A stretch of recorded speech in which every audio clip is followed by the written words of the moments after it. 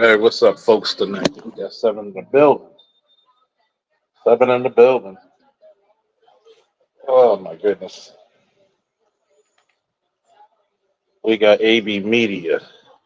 We got Electrician 480. Shatterstar Games. Blood Boiling. Angry Black Man. A.L. Evans. We got the originals. Woo! Woo! Everybody tonight. It's gonna be an interesting Monday, right?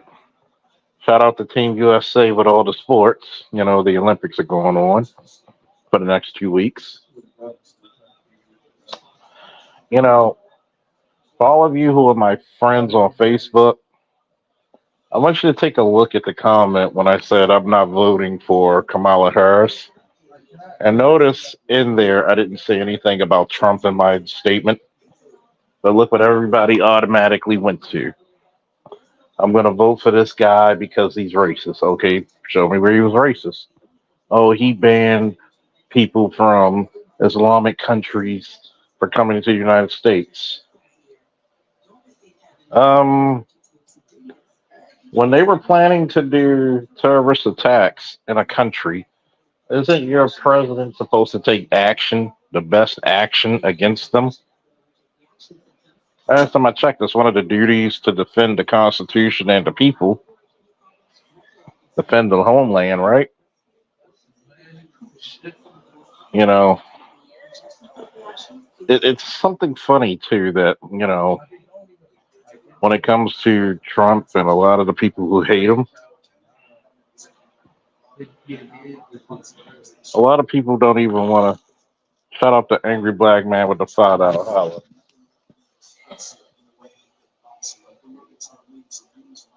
Shout out to him, man. Gotta start off early with the celebration. By the power of Grayskull.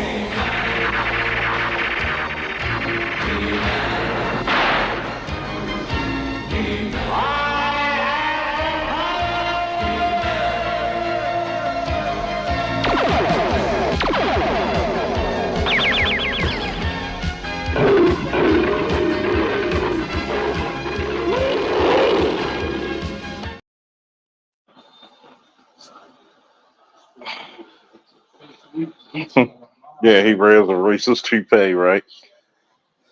And a lot of people just don't read, and I think that's the set of black people everywhere. The majority of black people just are too damn emotional to take seriously, and I think that's why we don't like realism. Just like in 2017, he signed the Tax Cut and Jobs Act, which is a tax cut and eliminated the individual health insurance mandate penalty of the Affordable Care Act, aka Obamacare. So, for those of you who don't know, when you work for a government agency like the police department, because you already had health care, you were given an extra 400, anywhere from $300 to $500, but you got taxed what, $300 to $400. So why should you tax me if I already have it? It was already guaranteed and it was already in the planning. So why should I be taxed? But a lot of people don't understand that how much money was coming out your pockets when you were getting taxed for this shit, or you were being heavily penalized for being what? Poor. And I'm not saying he's perfect. Hell no. I'm the first to tell you, his first 2 years were horrible. His last two were pretty okay, pretty good. Could be better, but anything could be better. But yet, most black Americans okay with a black woman imprisoning your men. You're okay with somebody going against your constitutional right of discovery and not omitting DNA evidence to get you off death row until the courts forced her.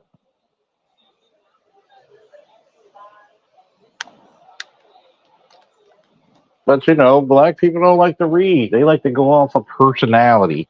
They like to go off of what makes them feel good.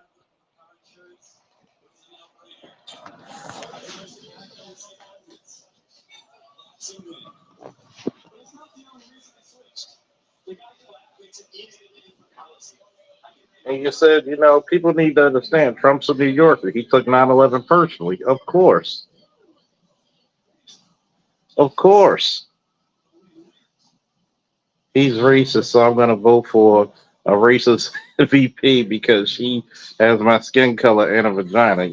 That's one of the most disingenuous things that people have. Hey, we got Mella, we got embraceability, aka Bay. I mean, We got Namer in the building.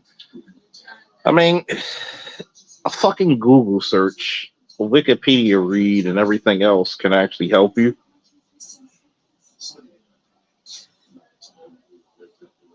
You know, little things when it comes to reading. And Shatterstar says sometimes they levy a 2K tax at the end of the year. Exactly. People don't know how much you would get ripped the fuck off. You would get ripped the fuck off.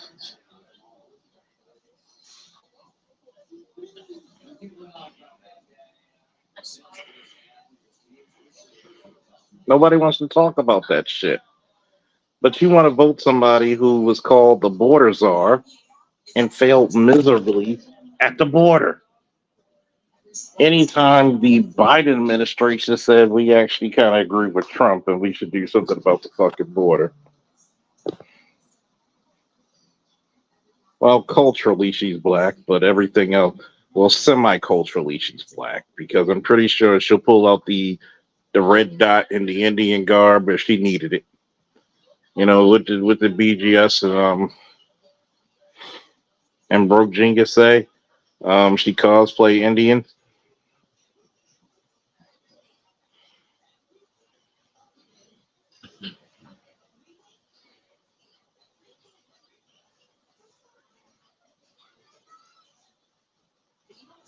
And angry black man said, "Can we be honest? Harris doesn't seem too smart, right? No, she's incompetent as a motherfucker. She's incompetent. She doesn't understand the game. She's not savvy. She cosplay black. No, she acts like a typical AKA black woman. She acts like a typical, you know, the phony boule. You ever seen the black boule act phony with black people? That's pretty much her.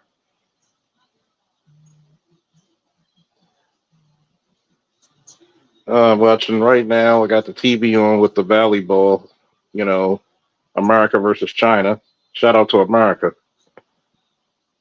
Something about volleyball girls, boy. They tall, but they got a lot of ass. I'm sorry. I like my gymnasts. I like my track stars, and I like my volleyball. We got Chaos Rain in the building.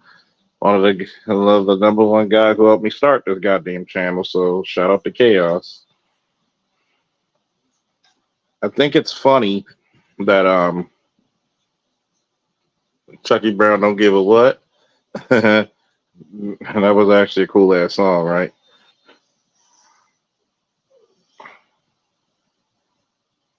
Where was all the support in 2020 when she got washed in a Democratic primary? Don't say that. Don't say that. She's a black woman. She's supposed to do that.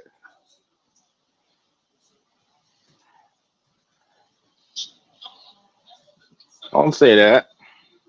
Check it. We got T Riddler in the building. Shout out to T Riddler. You know, which proves to the space. Me and T Riddler don't always agree, but we're gentlemanly about the shit. So for all the people, even some of my friends, by the way, some of my friends think everybody who's a subscriber and regular viewer and listener to my content that all you motherfuckers 100% agree with me. And T Riddler and other people on this platform does not always agree because we're men. We have our own thought process, but just so happens, guess what? We agree on enough shit that needs to be. I'm okay if you don't if you only agree with me 60% of the time, 70, 80, 90. Nobody's ever going to agree 100% of the time. My subscribers are very intellectual no matter what your field or level of education. You're a lot smarter than what most will even give you. And here's the craziest part. You got all these walks of life, man and woman, and here's the crazy part. We learn so much from each other.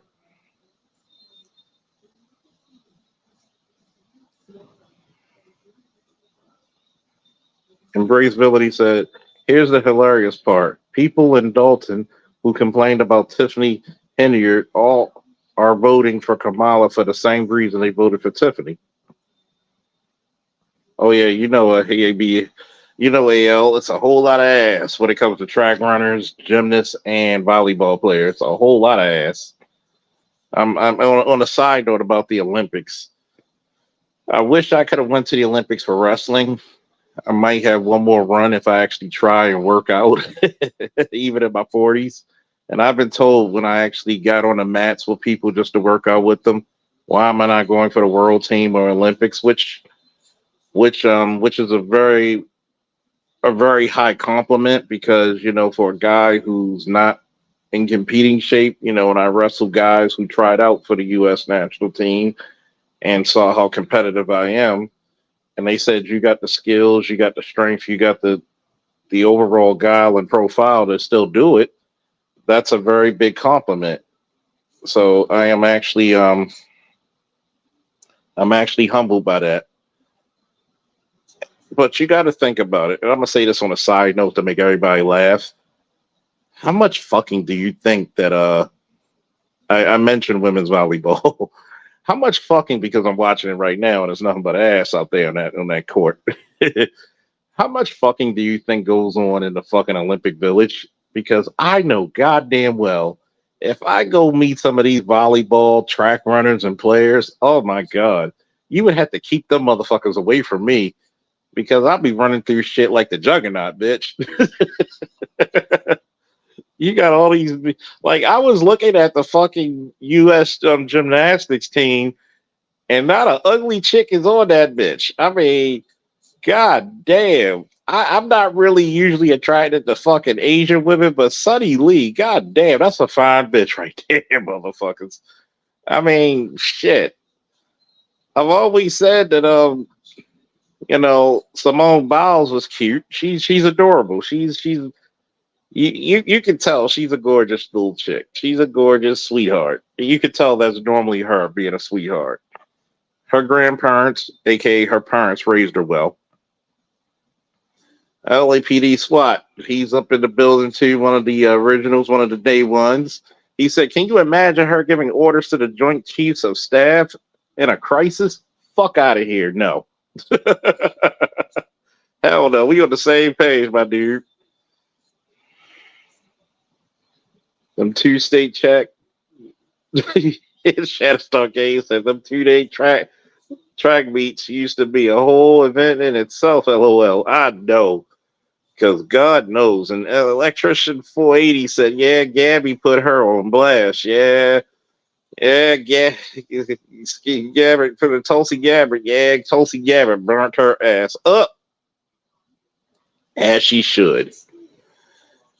And I put that on my Facebook page when people try to debate me, and I put her and I put the fucking thing out. But black people don't like evidence, man. We don't like evidence. We want to represent for the motherfucker who puts us in jail. No, she's still good. That lets you know how weak kneed black people are. We want motherfuckers to look like us, but we don't ask those motherfuckers who's supposed to look like us to do shit for us. And you wonder why we always on the deep end. You wonder why we always last to get shit.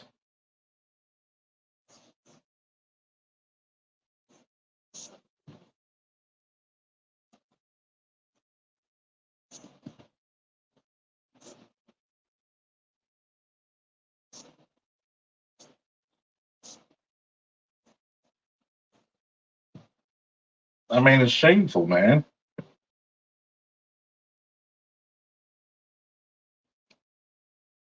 For all of you who listened to me for years, by the way, I'm cooking rice with shrimp and sausage and some hamburger meat together. Sounds crazy, but that shit is so delicious. But notice in this election, more so than Trump Biden, more so than Trump and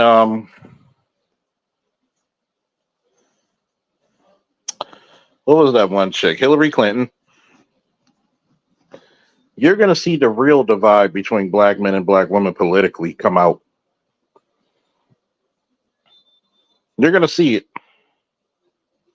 You're gonna see it and live in the living color. These next 100 to 99 days before election days, you're gonna see this shit come out real heavy. So I'm gonna warn all the black men and black women of good thinking and good character. Arm yourself with knowledge so you can debunk a lot of this shit. Arm yourself. Arm yourself.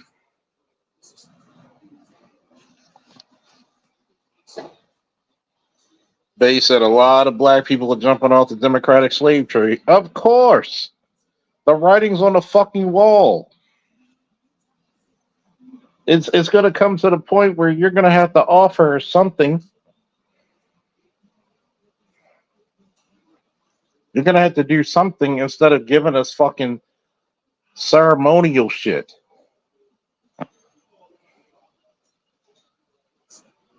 We don't want shit to be ceremonial. Come on, girls. Fine ass chicks here. Come on, volleyball. Kick China's ass. You know, black people, a lot of smart black people are tired of being used. The only time you give a fuck about us is when it's election time, then you leave us in our slums. You leave us in our slums. Oh, I want for me and mine's best interests, voting and black women's wants and needs. I said kick, not lick, China. Shit, fuck that.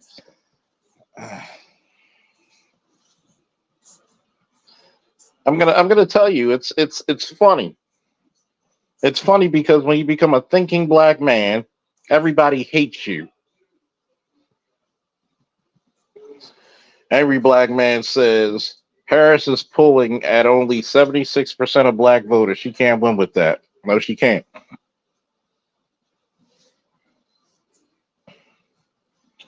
Kamala Harris, excuse me, Kamala versus Trump is like Lucille Ball versus John Irwin. It's gonna get heavy.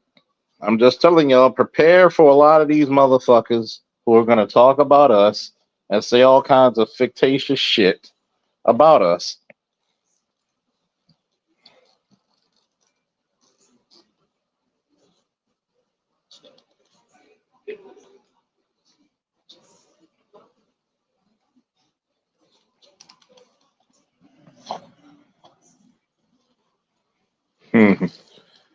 Kamala definitely has the rainbow vote. Shit, you already know it. You already know it. And it's funny because if you look at the Democratic Party for the last, 15 to 20 years, what have they been on? They've been on, they've been anti heterosexual black male, and purposely so, openly so. Openly. And since we on that LGBT kick, did any of you view the opening ceremonies of the Paris 2024 Olympic Games where they mocked the Last Supper, even though they try to say it's the dinner of Dionysus, which is bullshit, because you know how easily that shit can be viewed. And notice they had a bunch of transgenders mocking that shit, which you knew. But if that would have been against Islam, against Hinduism, against Buddhists, it would have been a fucking uproar. Why, oh, why are we putting transgenders making fun of the Last Supper on the Olympics when them motherfuckers can't compete in the first fucking place? Riddle me that, Batman. Riddle me that shit.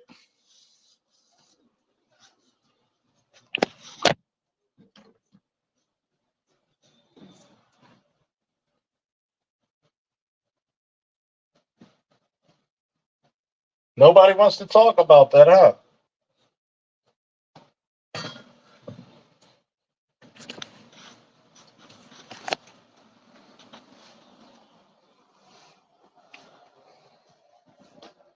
Cross dressers, trannies, it's all the same shit.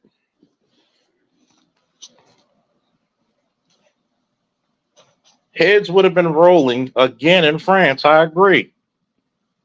Why would you need to put that shit up there? And hey, demonic, you already know. But let's say the Christian coalition is pissed, and rightfully so. And to do that shit when you have the entire world watching you, Western world, because France is a Western European country,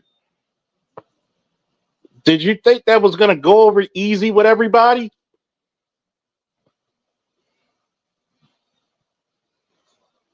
The fuck were you thinking?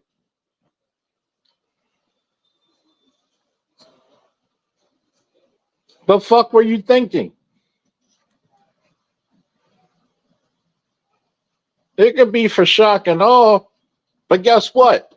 How do you think Islam would have? How do you think the Islamic world would have taken that shit?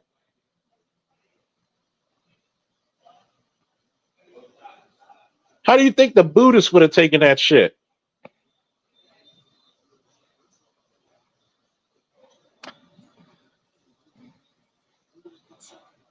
But this lets you know the agenda's on. And when you're not part of the agenda, you see how quickly you're going to be demonized.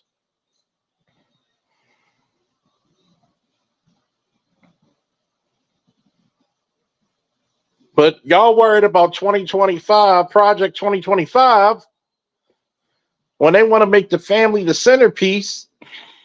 How the fuck are you doing family shit when you're promoting that, knowing kids are watching this shit? Hell, some of the damn Olympic competitors are between the age of 15 and 16.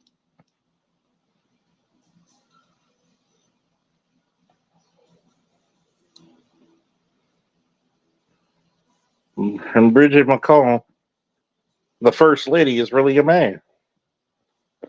I believe one of those French leaders is a tranny pretending to be a woman. Most likely. Neighbor said the Catholic Church in France was in an uproar, and it should have been. I have not been saying for the last year half that Trump will get 20% of the black vote. The way Shatterstar said, if they put Muhammad in there in the Olympics, it would be shut down. You're right. I'm going to tell you this shit. A lot of these motherfuckers do not believe in family values.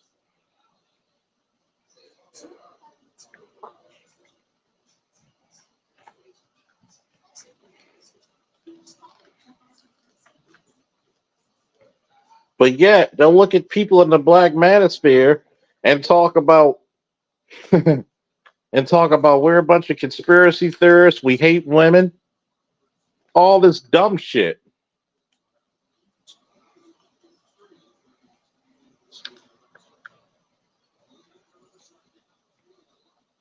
But how many of us are either married or fathers?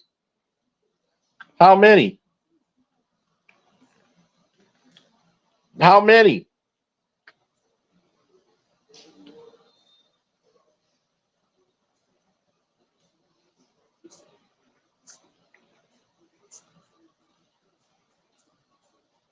Angry Black Man said, show me a clip of hers talking about family values. Think about it. Why do I want to listen to a president who doesn't have a fucking biological child of her own? All of a sudden, She wants to talk about Hanukkah, and she wasn't raised Jewish.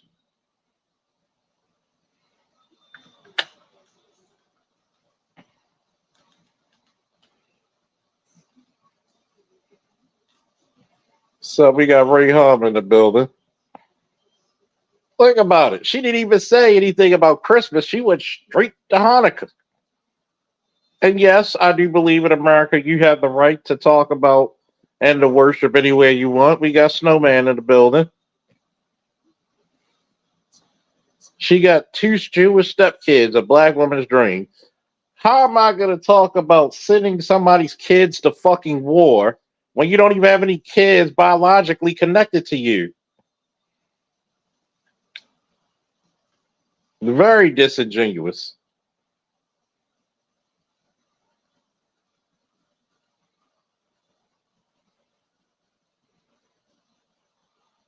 Very disingenuous.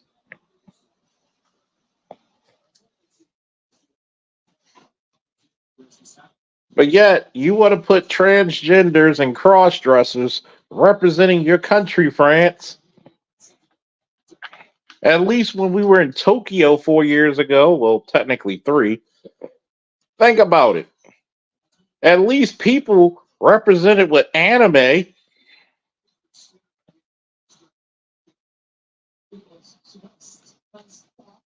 But you want to convince me this shit is something that should be represented of people with families around the world. This is disgusting. Your kids should be protected from sexuality. They should be.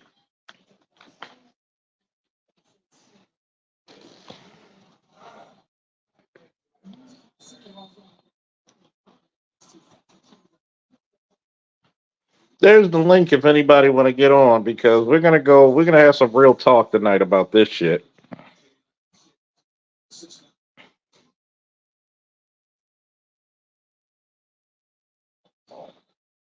Gonna have some real talk about this shit. Real talk. But nobody wants to talk about this shit. You motherfuckers are abysmal.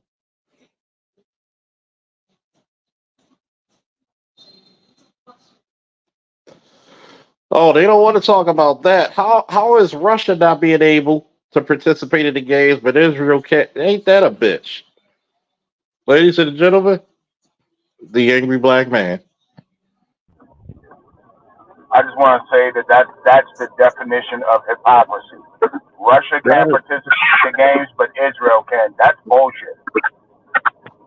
last time I checked, the Holy Lands are doing what caused them to move to the Holy Lands from Western and Eastern Europe, right? About 80, almost 90 years ago, right? Don't say that. That's anti-Semitic. Look. We're black. We're more Semitic than they are.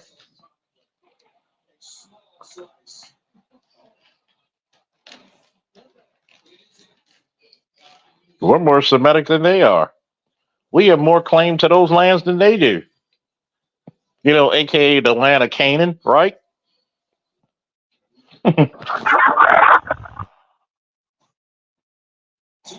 We got Embrace Villainy, we got Namer. Last time I checked, we got more claim to being those people anyway. I'm over here. You Well, can't get any more Semitic than me. Last time I checked, right, Namer, we're more Semitic than they are. Goddamn right. I mean, what does Semitic means, first and foremost? The term Semite means you're descended from Shem, as in Shem, one of the three sons of Noah. Shem, Ham, Yafet. And by the way, where I'm from, Yafet or Japheth, as y'all say, is a pretty common name. In fact, I got a cousin by that name. Last time I checked, y'all region got the oldest Bible in the world, right? Hell yeah. And we So sometimes how question why, how come you guys don't have the Book of Enoch in yours? And why is it considered blasphemous? because the ruling class said so. Thank you, King James, for your dishonesty. By the way, here's the irony about the whole thing, about the Last Supper. The Last Supper was painted by who? That was painted by was that Leonardo? Leonardo, yes, Leonardo. Now, last time I checked, Caesar Borgia was the representative of Jesus. yeah. Is that why he took forever for him to win an Oscar? Come again? You know, Bay's being an asshole. It's a baby and Bay. Bay is a lovable asshole, but sometimes he does it too much. The assholes start shit, but as a dick, trust and believe, I will piss somebody off. I'm eating my racist watermelon. How is a watermelon racist when that does wonders for the body? You know that cleans out your kidneys, right? It's red. I My guess brother, I'm eating the flesh of the my brother. Aboriginal. It is red. I don't know. So if anything red is dead. Oh man. Anyway, what I was said was like, yes, it was the original painting was by Leonardo da Vinci, and last time I checked, he was left-handed. And the Catholic Church was always fearful of anybody who was a southpaw because they associated it with devil worship and shit like that. That's how scared people were. Hell, in many parts of Africa, it's a big no-no to eat with your left hand. In many parts of the world, it's a big no-no to eat with your left hand. Because that's Your what right you hand wipe. is what you're supposed to eat with. A lot of times you wipe your ass with your left. Yeah. But anyway, not to mention now besides left-handed, he was rainbow as hell. Leonardo was rainbow. Well, we found out what the code was, didn't we? Yeah, not to mention he was an illegitimate son. That's why he never took his father's last name. Da Vinci is just his hometown. Hmm. He was an illegitimate son.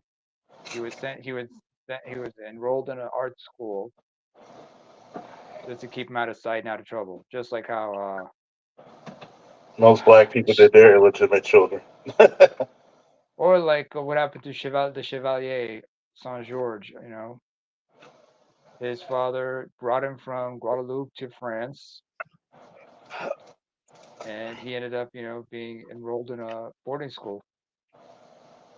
Can we talk about Russia for a minute? Sure. Okay, you want to talk about Russia? Let's talk about Russia, brother. Let's talk Come about on, the Russia. So let's talk about the Russian. it's a good thing for them that they're not participating in the Olympics.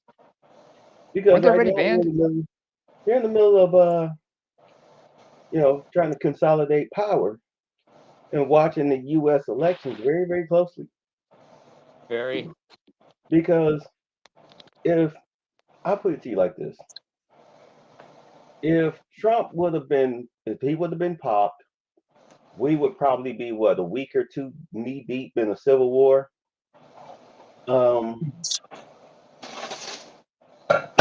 Which would have been great destabilization for Russia. Which you wouldn't even have to really launch any type of physical attacks from afar. You just let the country eat itself from within. Probably fan the flames and infuriate people and instigate more shit. You would be selling weapons to the highest bidders. Right there on the streets. Right there on the streets. Streets of America. Here you go. 55th and Kisman. You need an AK? We got you, comrade. Exactly. We got you, comrade. Don't forget hey, are you a sniper? Okay, you a sniper? Let me get you the Dragunov. That's really effective. Highly very effective. Let me get the scope. The scope costs extra, but for you, I'll give you discount. And that would have been perfect timing for the gun runner dude that just got out. The merchant. He would have made it. He would have made a killing. Literally. I know he was pissed. Meanwhile, you got Brittany No, the Griner, Ukrainians were learned You pissed her know that lesson. because it was released. homeboy had a couple planes ready to go. Nothing says freedom like AK-47, comrade. Speaking of AK-47s, the inventor Kalashnikov, a few years ago, like he came out with his own he released his own brand of vodka. Has anybody ever got a hold of that No, Kalashnikov not really. vodka? Oh yeah, you can't import that shit, huh? Okay, they can't. Just like you cannot get any rum or cigars from Cuba unless it predates Castro. Stop, we can get them now.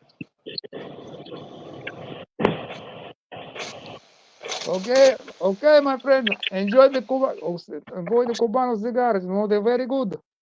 Very good. Opa! All right, that's Puerto Rican. Now, Folks, now he, folks, I've been saying for a year and a half, Trump is going to get 20% of the black vote. Y'all been heard? Y'all been hearing me? I hear I'm you. thinking that he might get more. yeah, I mean, like I'll be posting on my TikTok. All I do is post like political news, war news, whatnot. Mm-hmm. Black folks is like it's interesting to watch them go with other black folks about Trump and Kamala. It's crazy.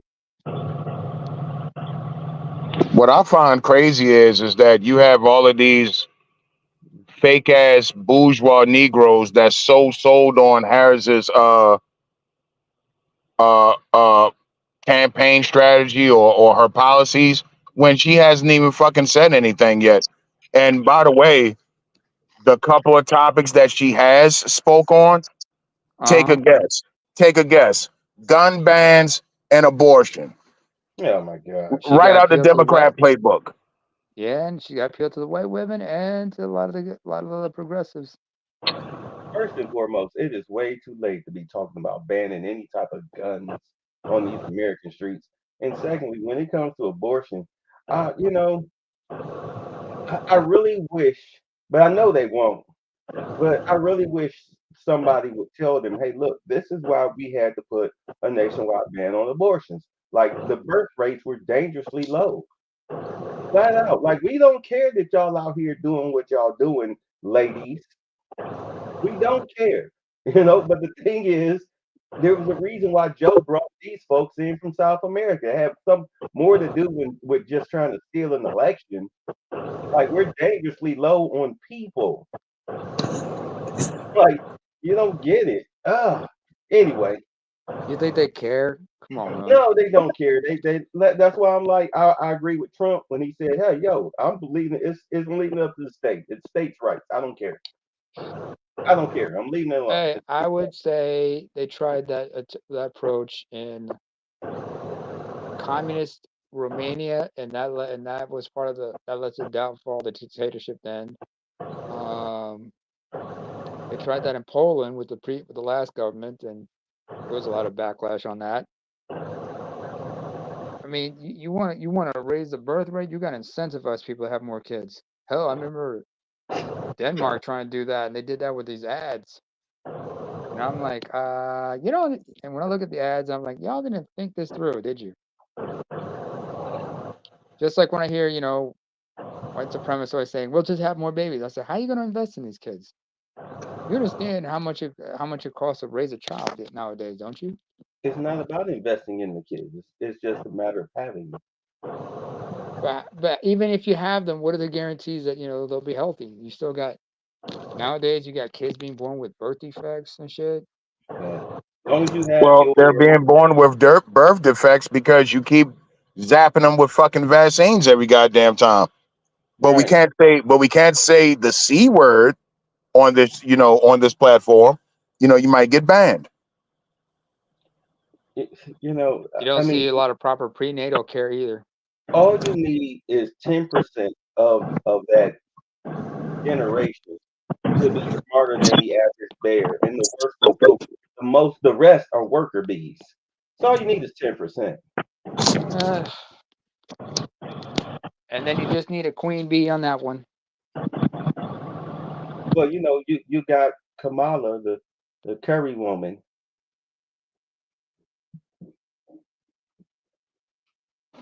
I like to say her code name is Yoga Flame. Yoga Flame? Explain. You never played Street Fighter with Dawson? No. Yoga Yoga. fire. Yoga. Actually, that's what Akuchi says whenever it's on fire. Yoga fire. Yoga flame. Whenever her husband Oh, contracts that okay, STD. okay, all right. You got me. All right. Keep in mind, I was a teenager, young teenager. Anyway, You're talking to a bunch of millennials up in here. Oh, with the exception of AB. AB's not a millennial. He's a Gen Xer. I think Old I'm a school, cold and deadly, cold blooded. Sorry, AL. You mean person that's AL. older than me AL, is sorry. AL rather. I think he's older than me, so. AL is one bad mother trucker, first of all, folks. You better But put some respect on his name. Noir is a Gen X. Brother. Noir is a Gen X. So is Beige Gen X. AL's Gen X. Wait, Noir, you're Gen X? Yep. What year were you born, man? Okay, go ahead. 1980. Whew. No, that's Gen Y right there. That's millennial. 1980. Well, he's the last of the Xers. 1980 is no, 1980 is millennial. But then again, late 70s, early 80s babies were called Zennials for a reason. It doesn't matter. The whole thing is that I mean, You might as well say it like The Rock, man. It doesn't matter what you think. You look at the younger generation; they are so screwed. I mean, I mean, when you have these conversations with people online and you find out their ages, it's like you were a victim of No Child Left Behind, weren't you?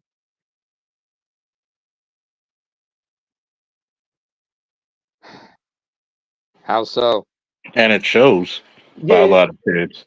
Because they're very, very, very deeply stupid. Their thought patterns and thought process is so warped. I mean, you ever have a conversation with one of these kids and you just look at them with that fluoride stare, like, what did you just say? Based on what is what I would say to them. The conversations that you have with them. Sometimes you got to look at them and say, how do you figure? How did you come to that conclusion? And then watch them just dig themselves deeper and deeper and deeper, or just do something like give them all the rope they need to hang themselves with. Oh, they're normally, especially if they're black, that's when they go into the personal attacks and everything, because their knowledge depth has been depleted. Once they get out the Very catchphrase and depleted. the talking point, and then you try to get them to explain themselves or go deeper into it, suddenly it's F you and dimmer effer and all of this stuff, and you just You have to understand, man, they're in the age now that speaking an opinion, they can get paid for it. I mean, with apps like TikTok, they pay you to speak wherever you want to speak. Make posts, speak. I mean, I've seen so many internet dumb shit so much. It's like, yo, I'm watching a bunch of videos of people. Are they high so much on freaking drugs, thinking they so intelligent? I feel like I never seen that movie. I feel like I'm watching the movie Idiot Odyssey come to life. Idiocracy. Yeah, exactly. I'll be damn. So it's like, Does anybody remember Kanye West had a song called "You Can't Tell Me Nothing"? Because that's their anthem basically. exactly. La la la la. Wait till I get my money right. Excuse Exactly. me. Were you trying to tell me something? You can't tell me nothing. You can't tell me. Shut the fuck up It's with like that both. you. It's like everybody thinking that He's a man child they too. can make 6 figures a day or something like that, like freaking celebrities at younger ages. Oh my You know, you God. can't tell them people nothing. Have you ever seen these body cam videos where these people be getting arrested? Like Oh, they'll turn. This is what killed me, and this is like steady. They'll turn just like a traffic citation. Oh, your tail lights out, or you driving. Oh, you got a suspended license. I'm gonna cut you a break, and next thing you know, they're in the back of a car, handcuffed because they've accelerated.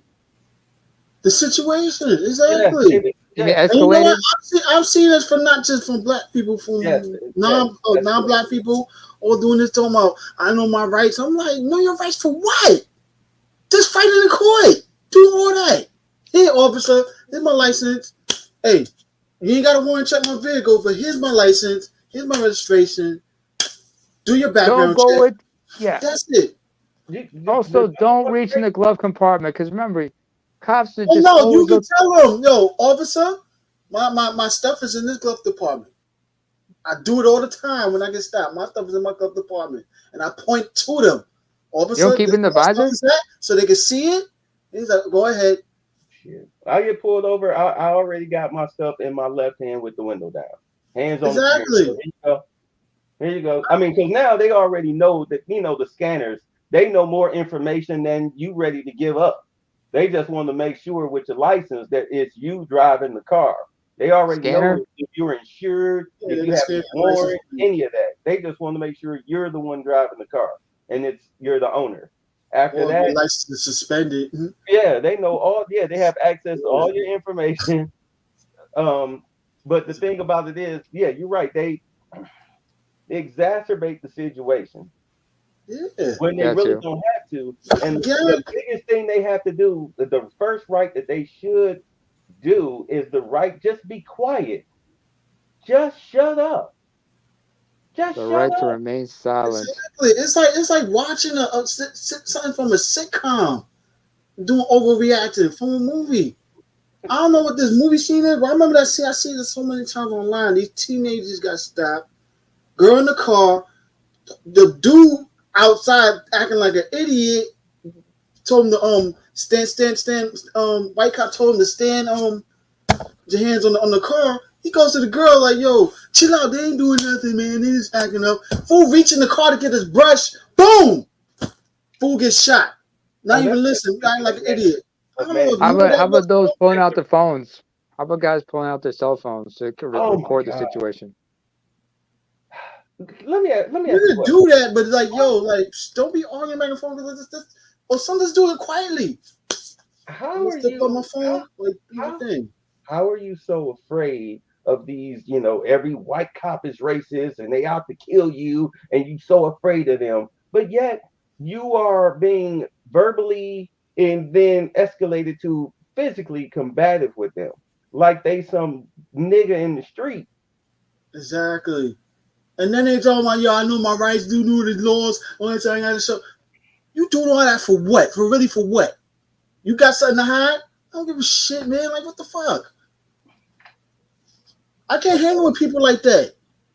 Like, yo, if I ever get stopped by people like that, yo, all of a sudden just get out the car, like, yo, I don't care what you do to this person, man. Word. I ain't trying to be around doing all that, man. Come on, let's hold me a license plate so we can go. Fight the shit in court. You know what's worse. You probably don't even know your rights and laws. You just repeat what other person says or thinking you could get away with it because the other person did. No. Charlie Brown, yeah. Exactly. Would you like to weigh in on this? Oh, what even made it worse? I seen video. I don't know what's up with these damn auditors and shit. You probably went through this before, Charles. Have you? I think he probably still cooking. Oh, But yeah, I've seen that with you still videos, right? Exactly, with the damn auditors, man, coming in over exaggerating, even worse. Like, what the hell? Like, they're doing it on purpose. Like, yo, you can't be caught in a police area like they told you, and you still gonna do it? Just antagonize them to try to do what? Like, yo, you hear about the cop who dragged an auditor to the back room and beat him up? good. Some ass whoopings are deserved. I'm sorry. Hell yeah. I know you went through this charge yourself, man, with the auditor. I'm like, yo, they need to be smacked. For real. Like there's times where Force I mean, is not always accountants, needed. not auditors. Maybe accountants, maybe, but not auditors. There's times where force is not needed, but there there's times you gotta be like, I'm gonna put my foot in your ass if you don't stop. Some people think I'm rude for telling little kids who call the police on their parents. Um, Number one, if you call the police and it was a 14-year-old girl, the Padawan thought I was wrong. Well, you should have been complaining to lose your job. Should I lose my job for telling a fucking 14-year-old girl who's on social media and sending text messages of her and her bra and panties and exposed breasts to boys and her father Oh calling shit. that I told her, if you call the police for this fraudulent shit again, I'm going to hit you? No, that's called community policing. What's going on, gents? What's up, Snowman? Hey, Snowman. Take a look. Take a look in the chat. Snowman! Snowman, snowman, snowman. Hey, what's going on, Leo? Did you come to bring us cookies? No, I ate the son of a bitch. How was that it? good, huh? Jody found these king-size snickerdoodle cookies on Oh Saturday. shit. On Saturday at 3 p.m. and by 6 p.m. they all vanished. With plenty of milk. Listen, You might as well get the recipe for those and go cook. Where my cookies? I don't know. You check under the fridge. you know what's crazy though? She always finds something that we munch on and munch on and munch on, and the next thing we know, where the fuck did it go? It disappeared. It's like the Indiana Jones of good food. Listen, Jody, that's just one of the things I love about Jody is the way she finds and makes pretty damn good food. So much so there's a rule in the house that if she's cooking, I get the hell out of the way. There will be no licking of spoons. There will be, unless she brings it to me. Seriously. No, but whenever she bakes something, she always like brings me extra goodies. She brings me the spoon to lick or the spatula or whatever. But if she's in the process of making it, I am nowhere near the kitchen. Y'all remember ever being like your grandmother's taste tester? Oh yeah. I did it for my mom, I did it for my dad, I did it for my grandparents, and I do it for Jody. Cause she'll make something and she'll bring it to me and she'll say, try this. And I try it, eat it, and I go, can I have some more? You have to wait a couple of minutes. That's what she did Super Bowl Sunday with the meatballs that she made. How dare you? Listen. How dare you? How dare I what? Dare you talk about meatball Sundays that are super? Hey, listen. That's one of our football traditions. Notice I said one of them. Are they like fist size or itty bitties? Do you really want an answer to that? Yes, I did. Fist. Send me the recipe so I can practice, and I'll have some for opening day. I'm serious. Send me the recipe. I'll make some for opening day. We already got our kickoff meal.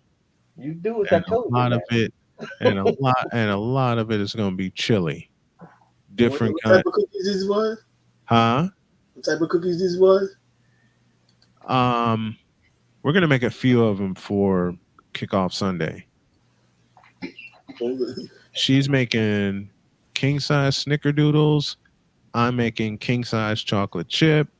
And I don't know what my my daughter will come up with, or daughters will come up with. So you can Google this, or even on Instagram, or see what we found IG pages or recipes and stuff. So say it again, Mel. I'll be finding IG recipes on IG pages that be having Oh, recipes. that's what she does. That's what I do. Ah, man, I got a couple recipes from there, man. I perfected some of That's them on that. that's exactly what she does. I That's what she does. She goes on Instagram or Googles up recipes, and she'll come to me and she said, "You know, we need to try this." All right, just try it. know copycat some of them too from your franchise, and you can Make copycat them. And and improve make it on that whatever recipe she brings, make it that day, and the some bitch is gone that night. Have you ever try you ever Who try else? the page the page Tasty? One of the recipes they be cooking? Shoot. Oh man. Oh, he asked a good question. Free will defender. What's up, bro? He said, What's "Are up? you ready for Robert Downey Jr. being Doctor Doom?" Oh man. I'm glad someone brought that up. I'm not even feeling it. I ain't feeling it, period. You know what? I'm picturing it's a joke in one of the groups, right? They talk about Peter being so confused, like, "But you hugged me." But have y'all seen the Deadpool movie? I haven't seen it yet. I'm gonna see it this weekend. Who has seen it? I have not. I have not been able to get around this. We got 9 people in here, and you tell me I'm the only one that's seen it? Um, I usually don't like seeing movies on the first day because it's so crowded and everything. I just wait like a week later at least. Bruh, you should have went Friday because a lot of people was not expecting that what this movie was going to be. We went to the 11 a.m. showing, and I mean, you Oh, I know, think it's gonna reach a billion, man. It's gonna reach a billion. It's gonna make you a know, billion. yeah. Look, Because China allowed this movie to be played over there, so they approved it. So it's already like what $500 million now in the box office. Free Will said he no longer support Disney. I no longer support Disney, but I trust Ryan Reynolds doing Deadpool and it's rated R. And I'm gonna tell you right now, there's a reason why my theater at 11 o'clock was like 3/4 empty. But uh-huh. all of a sudden now it's made hundreds of millions of dollars like that because that movie was bad from start to fucking finish. I mean, even the post credits, that movie is amazing. I can't even give nothing away as much as I want to because I want y'all to taste the rainbow of this movie. It's fucking awesome. I have faith, man. Bird, shoot, when I saw the trailers and stuff, yeah, and like they bring back Wolverine and how they did was right on. I was like, okay, yeah, I trust him. Yeah, it's gonna bring people back to the love of Marvel. Supposedly, I mean, shit. But he announced Robert Downey Jr. playing Doctor Doom. I was like, oh damn, now they desperate. What the? It's only 2 movies though. Hmm? It's only 2 movies that he's going to be in. As far as the Doctor Doom thing. Two. Yeah, They changed it from Kane Dynasty to Doomsday, and then the yeah, Secret Wars. yeah. Because Don't know if he's gonna be a variant or not playing different. I still ain't feeling it, man. Like, yo, shit. with Disney, you can't break up with an alcoholic white woman, alcoholic violent white woman. It's illegal for you to do that.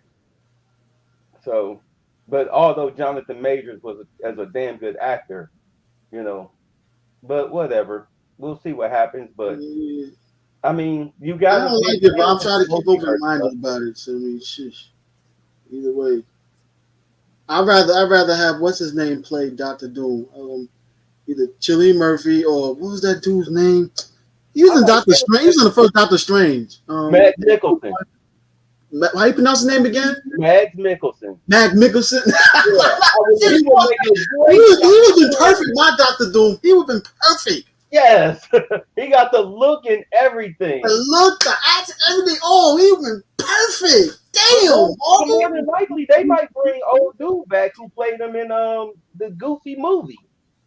Nah. You know, because everybody look when you I know go. you're talking about the first two. Nah. Yes, look when you go. Not this last one, but that very first. I know the first two with Chris Evans. Yeah. Jack Yeah. Albert. That when one, you go see this Deadpool movie, you're gonna be like, yeah, they probably gonna bring him back. It's just a matter of negotiating the contract. but then that's another thing. I'm sick and tired of this multiverse shit now, man. Like, it's like they're over exaggerated too much. I'm glad Deadpool doing it right and everything, but now it's getting too much. They need to end this shit. I mean, even before Jonathan Major's problems, they never properly planned Kang for this whole phase, period, at all. Well, they was trying to do that whole DEI thing, and of course it failed. Yeah. They had shitty directors, shitty writers. Exactly. I mean, a new head that ran this shit all over the place. hour away from what's his name? Feige. John Favreau. No, I'm talking Bob Chapek. Oh, Bob, yeah, with Bob, yeah. But yeah, I think the biggest mistake they made was letting Favreau go work on Lucasfilm projects. And you see, Kathleen Kennedy made a shit show of his Star Wars universe that he was building over there, to the point that he was ready to quit. Because remember, and what's his name? What's that dude's name again? The other dude, the cowboy hat dude. Dave Filoni. He's a yes. Dave Filoni, yeah, they were perfect. They should have been taking over Lucasfilm to fire that bitch. I did not want to see the freaking Acolyte. Hell no. I didn't watch it. I saw scenes of it, but I'm like, damn, they killed off Daphne King. Look like Chitara. Oh my god. Missing nothing watching it. You wasn't missing nothing except a lesbian. I know. I heard about it. I was like, yo, what the hell? So the witches created these damn twins. What the fuck? Thank you, Charles. Is that Daphne King looking like Chitara as a oh Lord. And Charles with that video right on cue. Yeah. They had your boy James Gunn. James Gunn was DC's second choice. They wanted to bring Jon Favreau over to head their studios, but he wanted to stick it out with Disney because he figured he wanted to save Star Wars because he's tight with George Lucas, So, but he turned it down. So they got James Gunn over there. But now what they told Favreau to do, they said, look, her contract is up in August. You know what I'm saying? Sit tight. Huh? Yeah, Kathleen Kennedy, next August. Told him to sit tight. When she's out, it's all you. We'll pick a new studio head who will just write the checks to keep you under budget.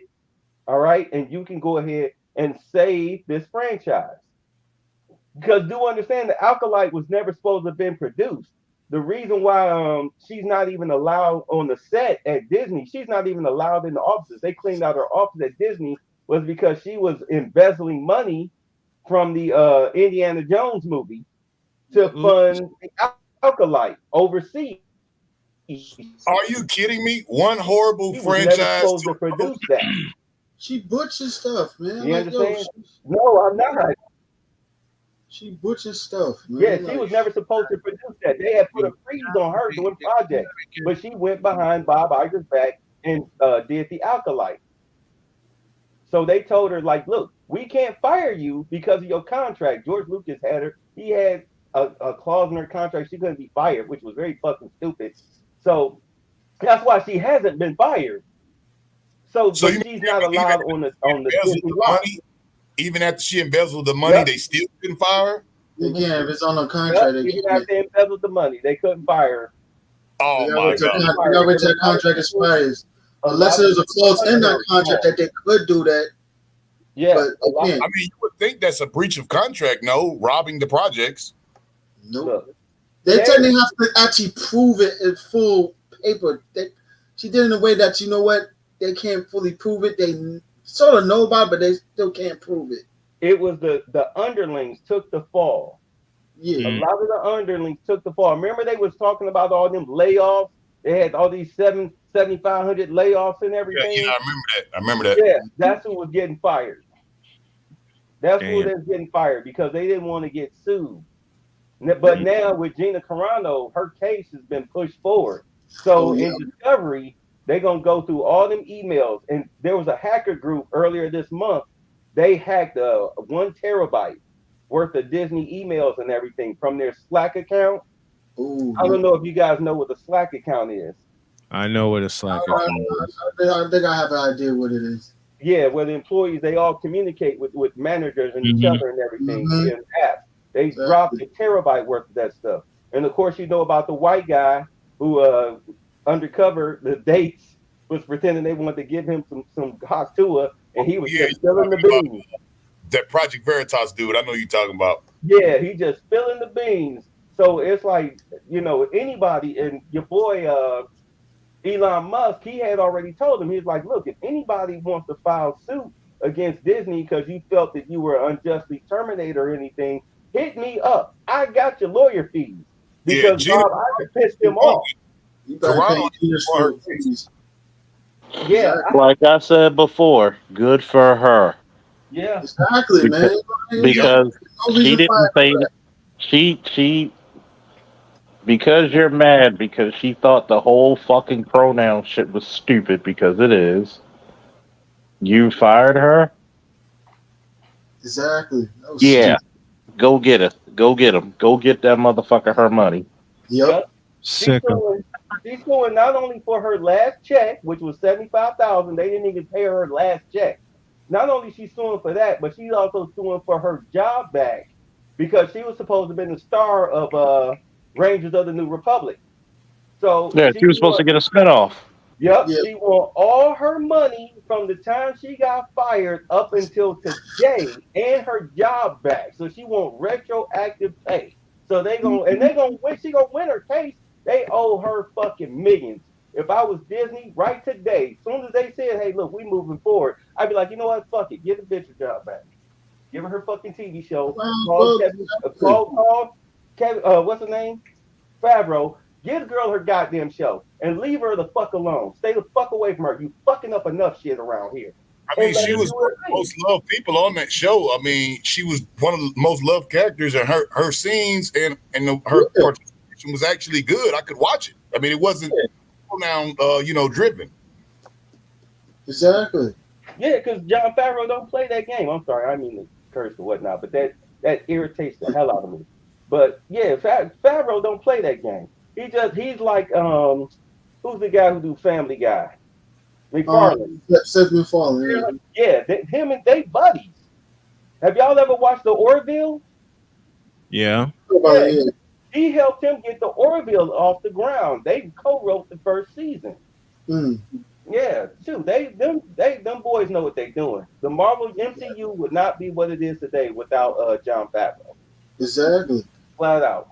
And the Russo brothers. I got to give the Russo brothers their credit. Oh, exactly. Yeah, they took it to the next level and stuff. I'm sorry. Go ahead. I'm nerding out. What do y'all think of the new race swap that just announced here for the Popeye live action? Have y'all seen it? No, thank you. They making a Popeye movie? Yeah, they're making a Popeye movie. They have race swapped Popeye, and I give you 3 guesses of who's playing him. Will Smith. You sure it was just an AI thing that people? What the hell? Is Jamie Foxx going to do it? Who the hell is What the hell? Yes, you're ready.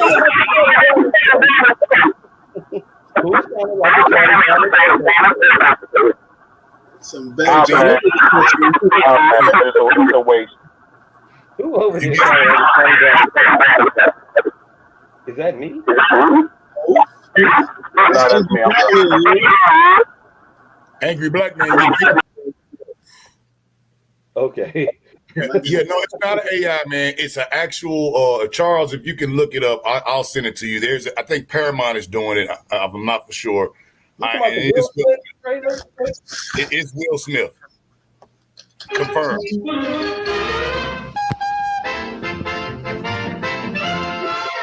Oh, Jesus Christ. How the fuck do you get Will Smith to play Popeye? The race swap, it must stop, man. It must stop. Like, you know the Popeye movie I actually enjoyed? Yeah, I Was like that. when Robin Williams played him. Williams Yeah. and Shelley Long played the title characters. So Robin, Robin Williams played it. I love that movie. yeah, 1980. 1980. Watch Classic. it during the Classic. summer. Shouldn't have bothered it. Should have just left it. I think I have that movie on the shelf. Let me Mm, see. Hold on. Wait, I don't see all right. nothing about. I No, need to go. I need to go to bed because wife just got. Oh, I just got home. Wife beat me home by about 10 minutes. But fellas, do me a favor. Take a peek. Take a peek in the chat because I got a broadcast opportunity coming up. I got a job interview coming up, and I need something desperately. A peek in the chat, and I'll answer your. That should answer your question because I've been through hell today. Salute, bro. Congrats. Oh, no, that. You talking about Shelley Duvall, not Shelley Long. Shelley Long, the other chick from Shelley Cheers. Duvall? Shelley Duvall. That just Shelley yeah. Duvall. Thank you, Mel. Yeah, Thank you, Mel. Shelley Duvall. yeah. This is how sleepy and frustrated I am at the same time. Shelley Duvall played Olive. Yeah. Robert Williams played Popeye and played it to a T. So is Olive going to be race swapped too? Oh dear. This is a fan made trailer. It's not a real trailer. She's gonna be Asian. Yeah, this is not a real movie. This is a fan made AI movie trailer. It's not a real movie.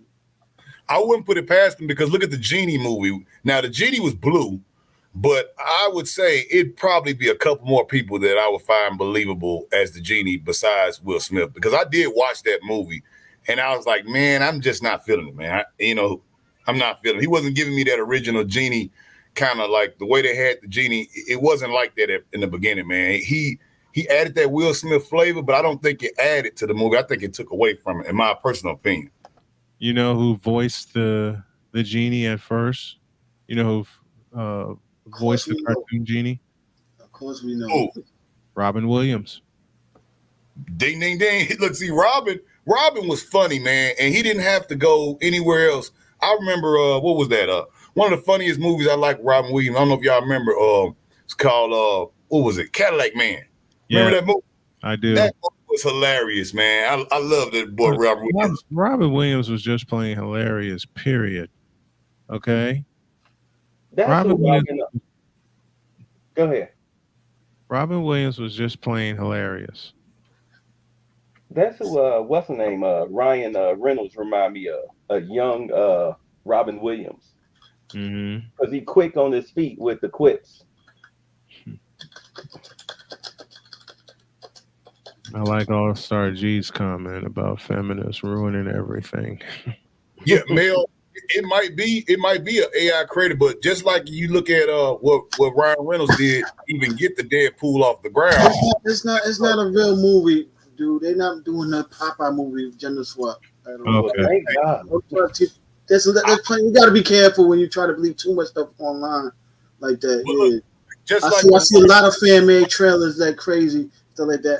Yeah. So yeah, it might look professional, and sometimes they take certain scenes. Yeah, but I watch the news outlets also too. Entertainment outlets. They have no word that at all. Period. But look, to the fan made stuff, like what I'm saying about Ryan Reynolds, and it was a good point about Ryan Reynolds. I respect it because remember when he first put these stuff out with his own money, it was his own. He was a fan of Deadpool. He put the money out to do the teasers on it, and he actually got them to say, hey, and put up his own money to do it. A lot of the fan service was actually getting to him, and that's who wants to watch the stuff, right? The fans. So I don't think there's a million fans wanting or expecting Popeye to actually come out with Will Smith. But, well, to the credit, I think it should be not made, of course. But, some of these fan service stuff actually gets these guys to moving. Not a lot of them, especially when the stuff is bought by Disney. We can automatically see whatever we say is just, thrown about as, hate and stuff like that. Yeah. I know, Bill. Hollywood always do what the opposite. So they really, like I said, look what they cast as Dr. Doom. You know what? We should tell them. We want to see. Who's the hot chick? Who's the hot chick in Hollywood now? Which one? The ones, okay, the white boys say Sydney Sweeney. All right. So tell them we want to see Sydney Sweeney in a parka being a lesbian. See if they do the opposite. On that note, I'm headed to bed. Good night, All gentlemen. right, man. That just tells you, like, Marvel do not want to groom new generation of actors and stuff. Let's recycle their own ones. Just Well, you know what? I mean, let's be honest with the Robert Downey Jr. thing. I mean, you have to understand that Marvel is got a problem. People didn't want to yeah, go to the theaters. They didn't want to go see this Deadpool movie, but word of mouth on opening day got people flooded to the theaters. I wanted to do a spoiler-free review on it that Friday when I got home, but I just in my mind I knew I couldn't do it. I couldn't do it without spoiling it. It's so much stuff. It's so funny from beginning to end. It's also got some real touching moments in there. Some real touching moments. You got some great cameos. That look like they might be getting their own movies. Mhm. Okay, they might be back in the MCU by how the movie ended. I mean, it was fantastic. And that lady Deadpool, I know y'all saw it in the trailer. That was his wife. Yeah, I know. That's Yeah, only I know. Yeah, of course, Blake Lively was going yeah. to play I was like, damn, she tapped as his his wife. family in it. I know that. Hey, you know the one I hope that Disney doesn't mess up because I know that they have bought the 20th century rights for the movie. Is that new Alien movie? I hope they don't mess it up, man. I That really, looks so good.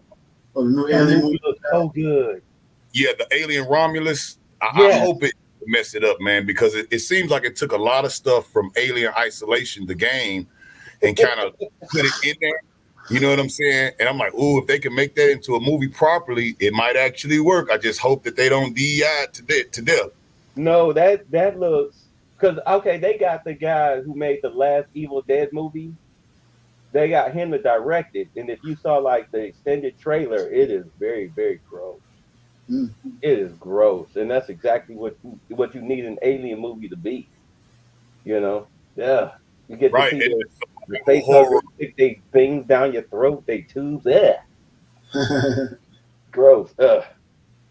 Yeah, the survival horror genre, man. That was like when it was just when Ridley Scott did the original one.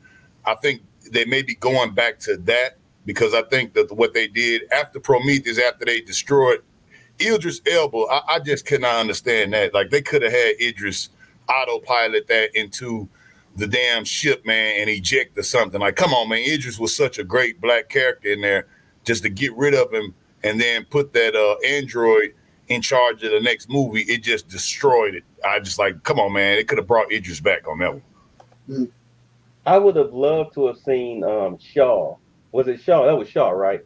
Yeah, I would have loved to have seen her actually make it to the alien planet, and then it turns into like a. I mean, they already was a psychological thriller, but it turned into a philosophical thriller where now they're headed to Earth. Like it ends with a fleet, an armada headed towards Earth with the goo, Mm. to finish the job. That would have been a good way to go through that movie. Like she's trying to negotiate with them. She's trying to speak on humanity, and then you know what I'm saying? It goes through a whole chamber. Am I making sense?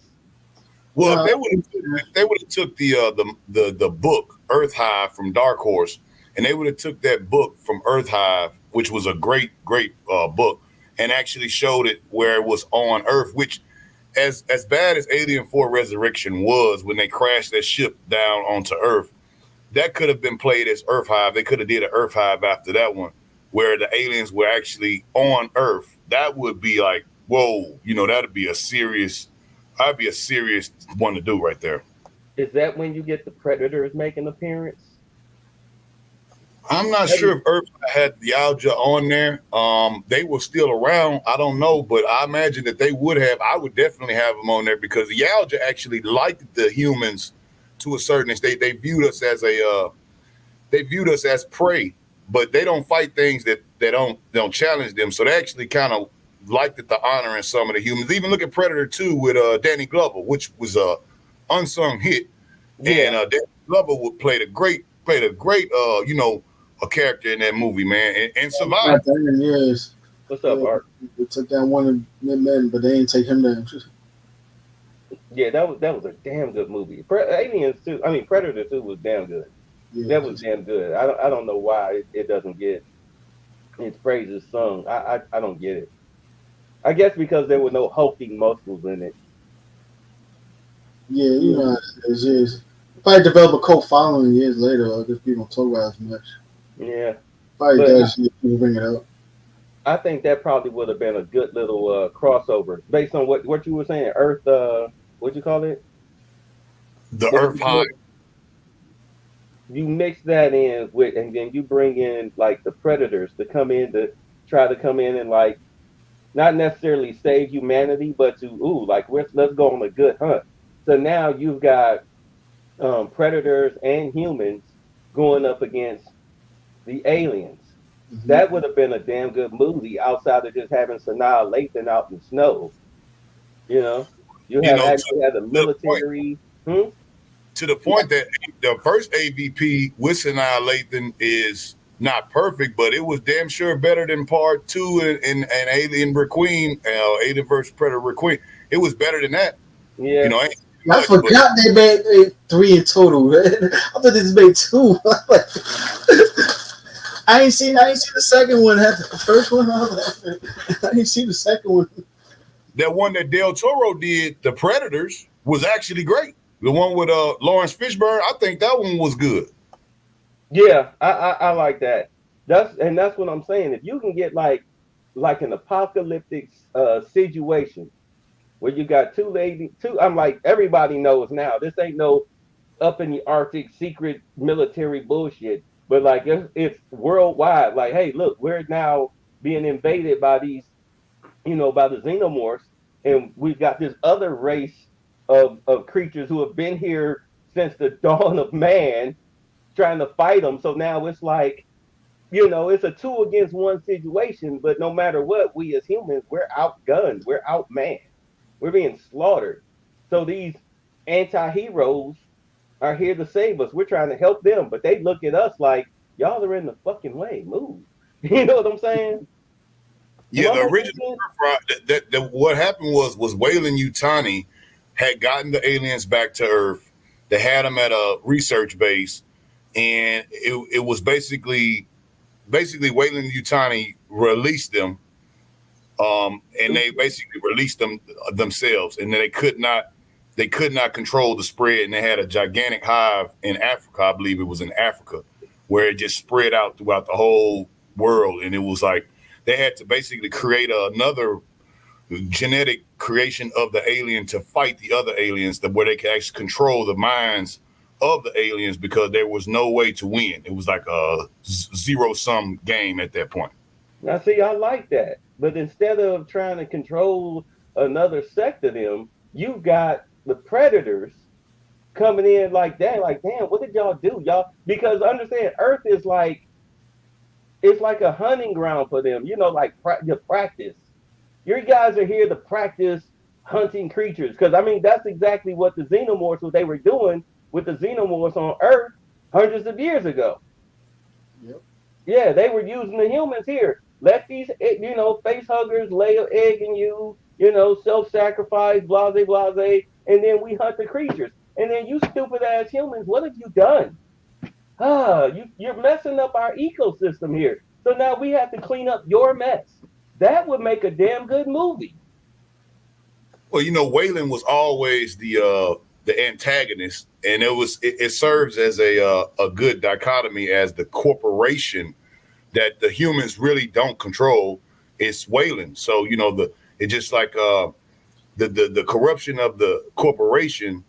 Imagine an international, worldwide corporation that could just do this with complete carte blanche. It serves as a dichotomy of some of these things that we have now. Like with these corporations.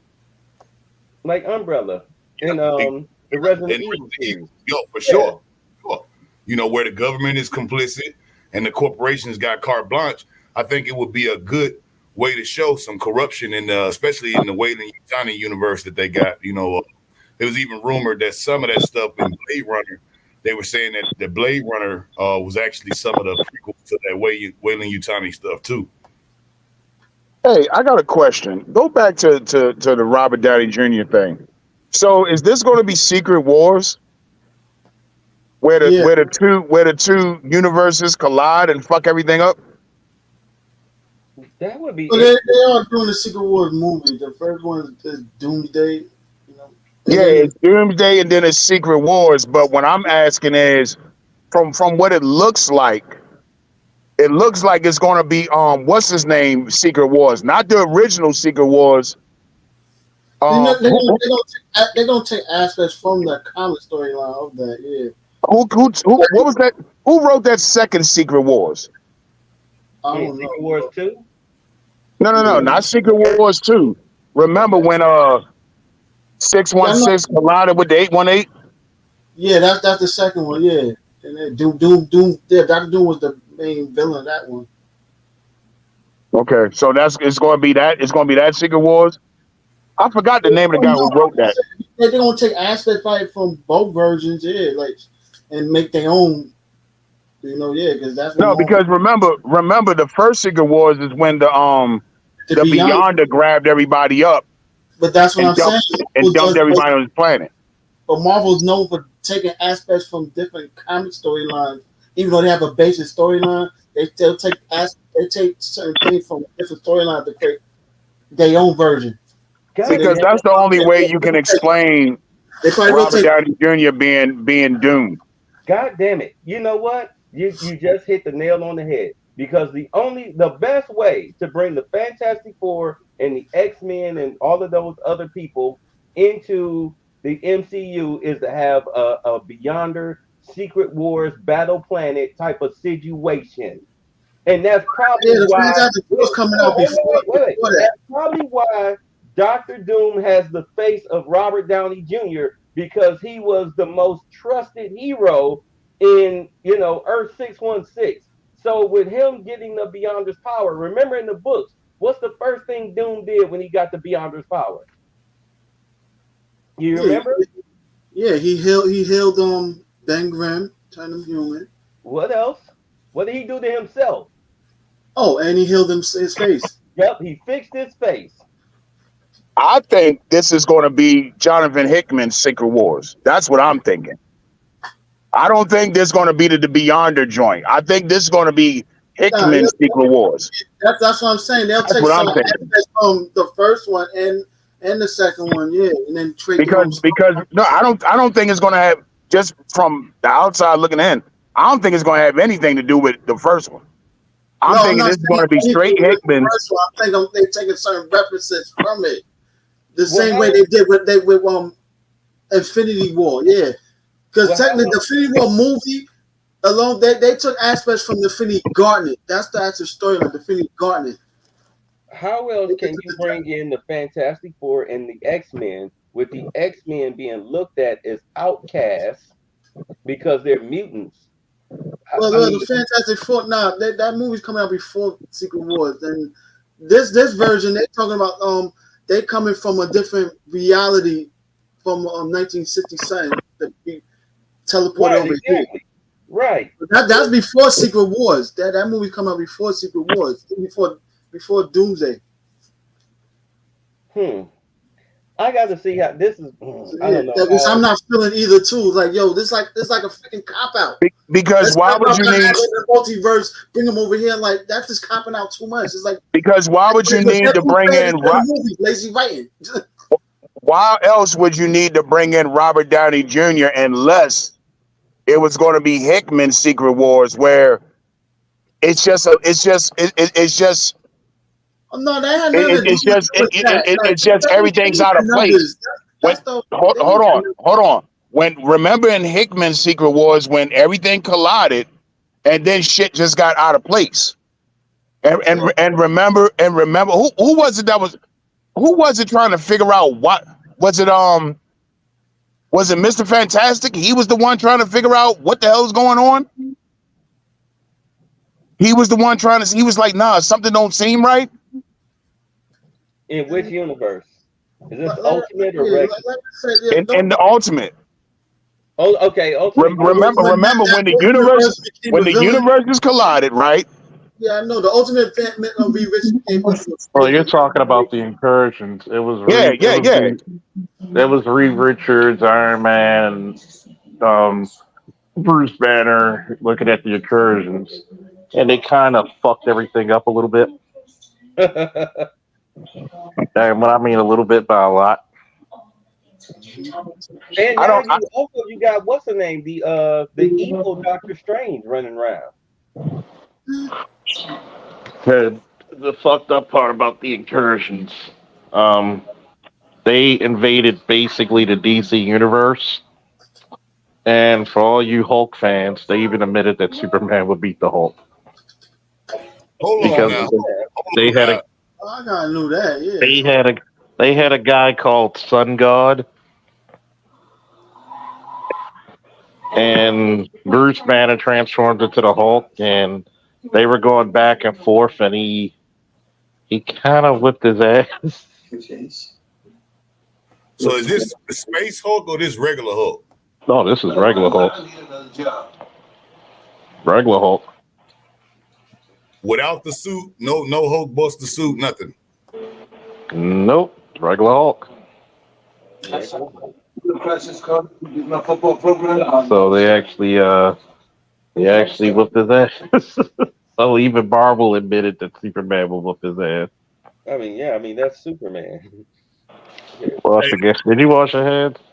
To Leon, I just want to tell you, sir, Van Jones, yes, I'm in the building, and the check is coming from the Divine Nine brother, and I've heard that I can't say anything about it, but Roland Martin will be cutting the check. Roland Martin will be cutting it. Just make sure he wiped his mouth first. Roland Martin says he will cut the check himself. So I'm just here to get the 20,000 men on the call. I don't distribute money. That's all Mr. Martin. Toss him his own dirty sock. Wipe your mouth, boy. Get out of here. I actually saw today on MSNBC, they had a group of Divine Nine brothers again. They always, I mean, man, I don't know why they just keep going at these frats, but they had them up there, and even some of them is breaking ranks because they were saying, well, man, we kind of scared to just jump on because we don't got them but 4 months. So we don't want to jump on because they really ain't saying nothing about policy. But if I do jump on and then the policy stuff is bad and we don't never do, now we done signed our name on this stuff and we don't have any time to back out on it. And even the frats starting to fracture over there. And I'm like, see what I'm saying? They ain't even got to the DNC yet. And some of them boys is like, they actually starting, black men, even some of the frat brothers was over there, they starting to think like, well, hold on, maybe the other black brothers who's speaking on this, maybe they do got a point. What are they saying for us? Because they ain't saying shit. Policy. We don't need no stinking policy. I ain't even worried about that. Over everybody's head except yours. It's not gonna be president, man. I'm not even worried about that shit. My thing is, if America really wanted a first female president, they want her to be a white woman. They ain't gonna have no mixed race shit. They already did that with Obama, mixed race man and shit like that. You think they're gonna go jump straight to another mixed white woman? Like, no, I mean mixed woman? Nah, they want a full-blooded white woman as the first president. What was you about to say, Van? No, I was about to say Van Jones has started a new movement called "A Million Black Men Crying." The march is coming, man. The march is coming. We going to DC. We got the Divine Nine members. We're coming. All the frats are coming, and we're gonna cry on command. I will be the head speaker, and I am going to get as many tiers set up for that. So thank you very much for that drop, Charles. And we're being sponsored by Kleenex. How much are you charging? How much are you charging for those silk hankies? $5 per tier. Yep. Sign up now, man. You get a discount, man, if you sign up now before we know any policy. After the policy gets set, I can't guarantee nothing. How much? So do we get a deal if we get the knee pads and the hankies together, or You got some crying tents and everything. Yeah, well, we got to run that past Steve Harvey first because Steve. Oh, he's the king of. He's the king of crying. We got to run that past Steve because he is our dedicated. Look, Steve Harvey, to his credit, he was the only guy to even get up there and even say, right, we're going to ask Kamala some questions, but I'm going to tell y'all now, he started putting on his voice. I'm going to tell y'all now, don't be asking her nothing about no reparations because she ain't up here for that. Then why are we here? Oh, put it this way: do not ask her about any laws she's gonna pass straight just for black people. Then why are we here? Thank you for telling us not to vote for her. We appreciate it. You saved us a lot of time. I'm not gonna bring no laws that benefit black people. Hell no, that's what she said. Why would her PR people even allow her to say that? Like, who is in control of that? Because I would have been like, no, don't say that. Even if that was her plan, we would even just say, well, you know what? We're looking into some things. And we have heard y'all, since she says she in these streets, you know what I'm saying? We have heard what y'all have asked for, and at least we're looking into it. You don't, as a politician, you kind of stay away from making solid statement before your policy is put in. You start to look at the demographics. Why didn't she just say, well, we're going to look into it. We've heard y'all, and we're going to look into it. She made it a point to say, we're not going to do it. And I'm like, she knows how to get us by symbolism. That's all. She already got the females. She already got the females. She already got the alphabet community. So it's like, yeah, she can't wait to say shit like that. Like, yo. All she got to do is take a picture of herself putting some hot sauce on some greens, or maybe a video of her walking out of a record store, an actual record store, carrying a classic black album, and that's enough. Man, she don't even listen. Matter when she wait. Which classic black album? R&B, a hip hop? like a jazz album or maybe a blues album or something like that. It has to be hip hop. Some obscure back in the 30s or something. No. It got to be a hip hop album. She got to get the younger crowd.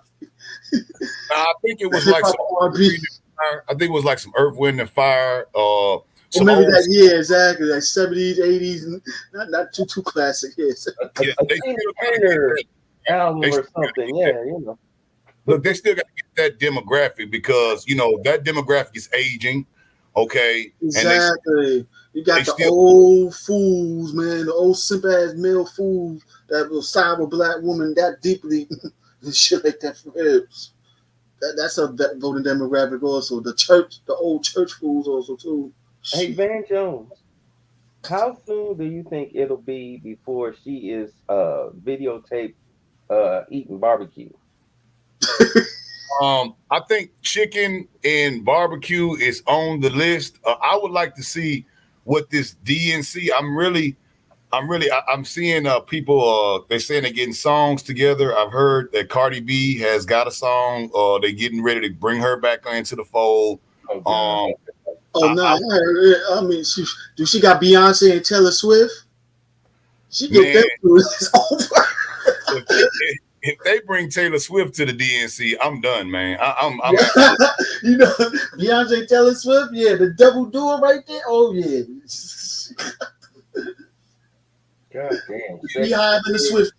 Bring some sexy red. Sexy red. Yeah, she in the rappers, the talented horse, Ice Spice. Ice Spice. Sukiana, sexy red. Yeah. Get the ghetto. Because Cardi B says she got politics shit, so they need a new one. So I guess Sukiana, sexy red, and Ice Spice. You know what I look back on and I realized that we went in too hard on them chicks.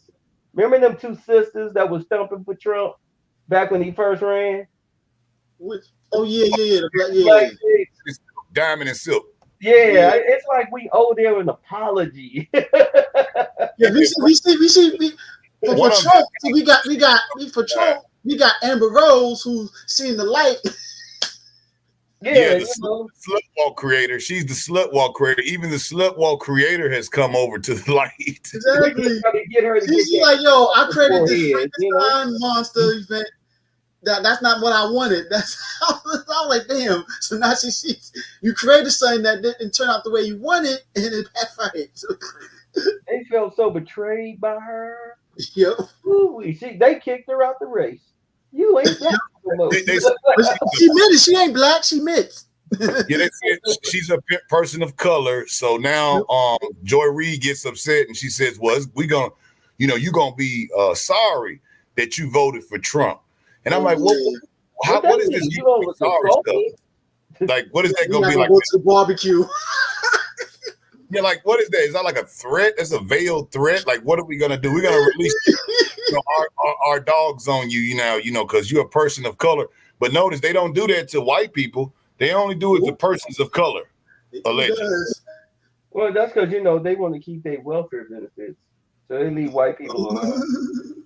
That's why you got white women. It's funny. I mean, people tend to forget that the Democratic Party is as much as they say that the Republican Party is racist. The Democratic Party is twice as racist. I mean, now you got Democratic white women speaking for black people, particularly black women. And the way that they speak for them is how they've always spoken when they talk about speaking up for black people. They talk to you like you're a fucking retard.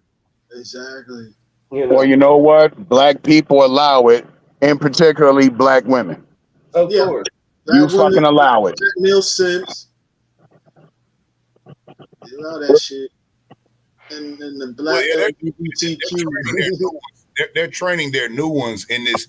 See, it's so far down the line. I saw this one young TikTok influencer that they had up there. It was a young white girl, and she was white explaining how to deal with black people.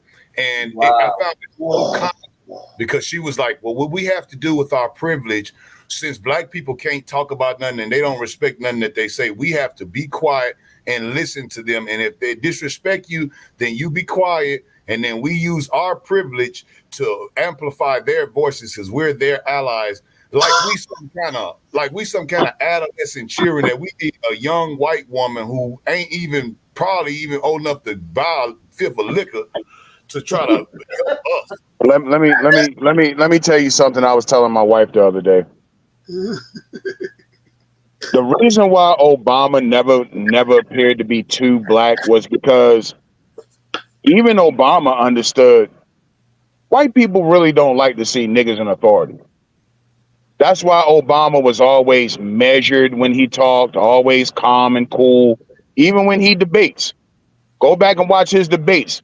Never raises his voice, never loses his cool. Harris, on the other hand, she doesn't understand that. She's going to feed right into the sassy, the smart ass, the smart alecky. White folks, whether you love them or hate them, outnumber us in this country. There's a lot of white women out here who's not going to like to see some half black broad wagging her fucking finger at Donald Trump. Exactly. A lot of independents are going to, I'm talking about people that's on the fence right now. When these debates roll around and they see sassy, smart ass, smart alecky Kamala Harris running her mouth to Donald Trump, that's going to push them to Trump. Trump's going to win this fucking election. And when it's all said and done, stupid shit like Homeboy was talking about right now, these dumbass white liberals, people are tired of that shit. Mm-hmm. Angry Black Man, I'll give you this one right here. And I believe that you are absolutely correct, because if you were to go back and do an exit poll of those same white liberal women, and you tested it between Obama versus Kamala, I bet you 50% of those same liberal black women who wouldn't vote for Kamala, that they did vote for Obama, because they would much rather vote for him than to vote for her. Well, hell, you don't have to do that. Just go back and look at the election. He beat McCain by a landslide. And Romney really wasn't close. But again, Obama and his camp understood that. Exactly. These new niggas today, these new niggas, particularly black women, Black women are too used to living in their black bubble where you can just run your fucking mouth to any black person you want, particularly black men. Exactly. That shit is a turnoff once you start to leave the black community. Yes. It's a turnoff. Women do not like to see that from other women. I'm telling you. They don't. Exactly. It's a That is- turnoff, bro. If they do that to black men, sooner or later they're gonna start doing it to white men. That shit works in the black community. You can be the sassy sister girl telling a man about herself in the black community. That shit does not fly once you leave the black community. It's a Exactly. different ball game. They're She's not going to turn worried. off a lot of fucking people when she starts running her fucking mouth. Why do you I've heard think she flopped in the damn Democratic primary? Once she started talking, people stopped liking her. Look, I've heard. I mean, honest, you saw when she went against Biden for VP, and he whooped that ass. Oh, see now, man, whooped that ass. Debate. Dog, Tulsi Gabbard beat that ass down in that debate. It wasn't even Biden. And let me touch on this real quick. Look how fucking phony all of these AKAs and all of these sororities and fraternities are. Y'all niggas wasn't supporting Kamala Harris in 2020. All of you niggas was behind Biden.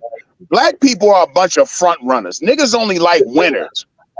Y'all niggas was not supporting Kamala Harris in 2020, bro. All of you niggas was behind Biden. And now everybody want to try to manufacture this support for Kamala Harris. It's not going to work, bro. They remind me of those empowered that badly. It's gonna fake ass fucking niggas. That's all they are. A bunch of fake niggas. I want to expound on something you were saying about the attitude of black women. These white people out here, white, Indian, Hispanic, whatever, non-black, whatever, they are so sick of not just on the news, but also in person and the stories that they told at work, watching black women act so fucking entitled and bratty and childish. Kamala Harris, as much as black women are claiming her, which they need to stop, but they see that person in her. They see that person in her. And when she finally has her first debate against Trump, I laughed when, black ones, she gonna eat Trump alive in a debate. Like, are you kidding me? Hey, if I was Trump, what the first thing I would ask her? The first thing, I mean, out the gate, I would say, Kamala, I would like to ask, because a lot of American people, we've done a poll, and we would like to know, what is a woman?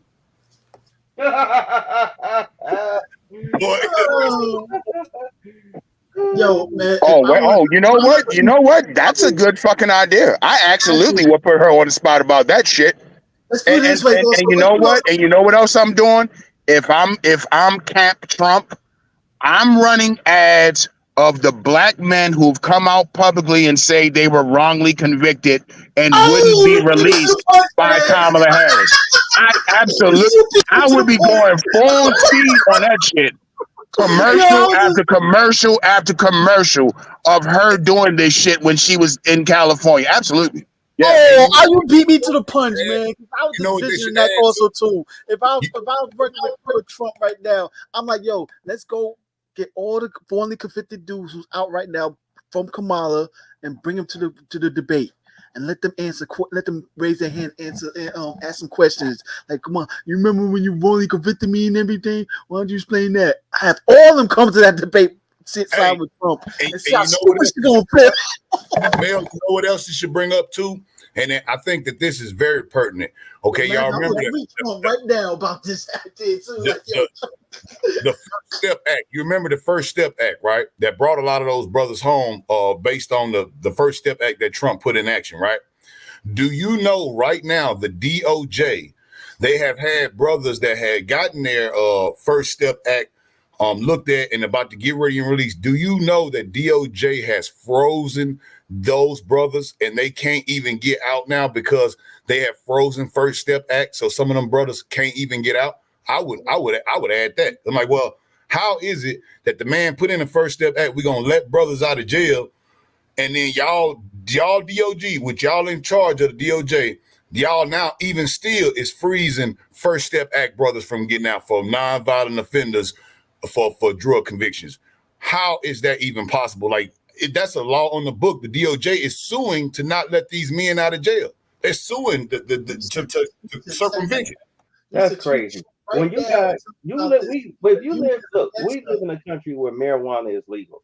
Everybody that got locked up on that charge needs to be they charges need to be they need to be exonerated and set free immediately. Yeah, Immediately. retroactive. Yeah, they are retroactive. Do that. Cash them brothers out so that way they can get themselves together. You know what I'm saying? Even if it's just like 40K a person, cash them out. Help them get their lives together. You know, hopefully those guys they got some type of job training in there or whatnot. You know, they wasn't just sitting around poking each other in the butt at night, and turn them into productive members of society. But they'll never do that. That's too much like right. Yeah, and you're right, brother. I got a friend of mine, man, is a good brother. He did about 15 years in San Quentin. He came home. I mean, he was a street dude at first. He came home, man. I think he came home. He was about 45, close to 50. He came home. He did electrical engineering inside of the jail. They had gave him his electrical apprentice, and when he came home, he got his journeyman within like 3 years. And he still was on parole, things of that nature right there, but he was able to get back on his feet. And I had a conversation with a brother the other day. And I thought before this stuff started happening, I remember when people was like, oh, man, we need to reform the justice system. You know, brothers sitting in jail, which they should be, right by saying that. Now that I say, well, I bring up the Kamala stuff about how she's holding people in jail, specifically in her state, which was one of the first states to legalize. And you know what they tell me? They said, well, man, he did a crime, so he should do the time. And I'm like, look at you. Look at you.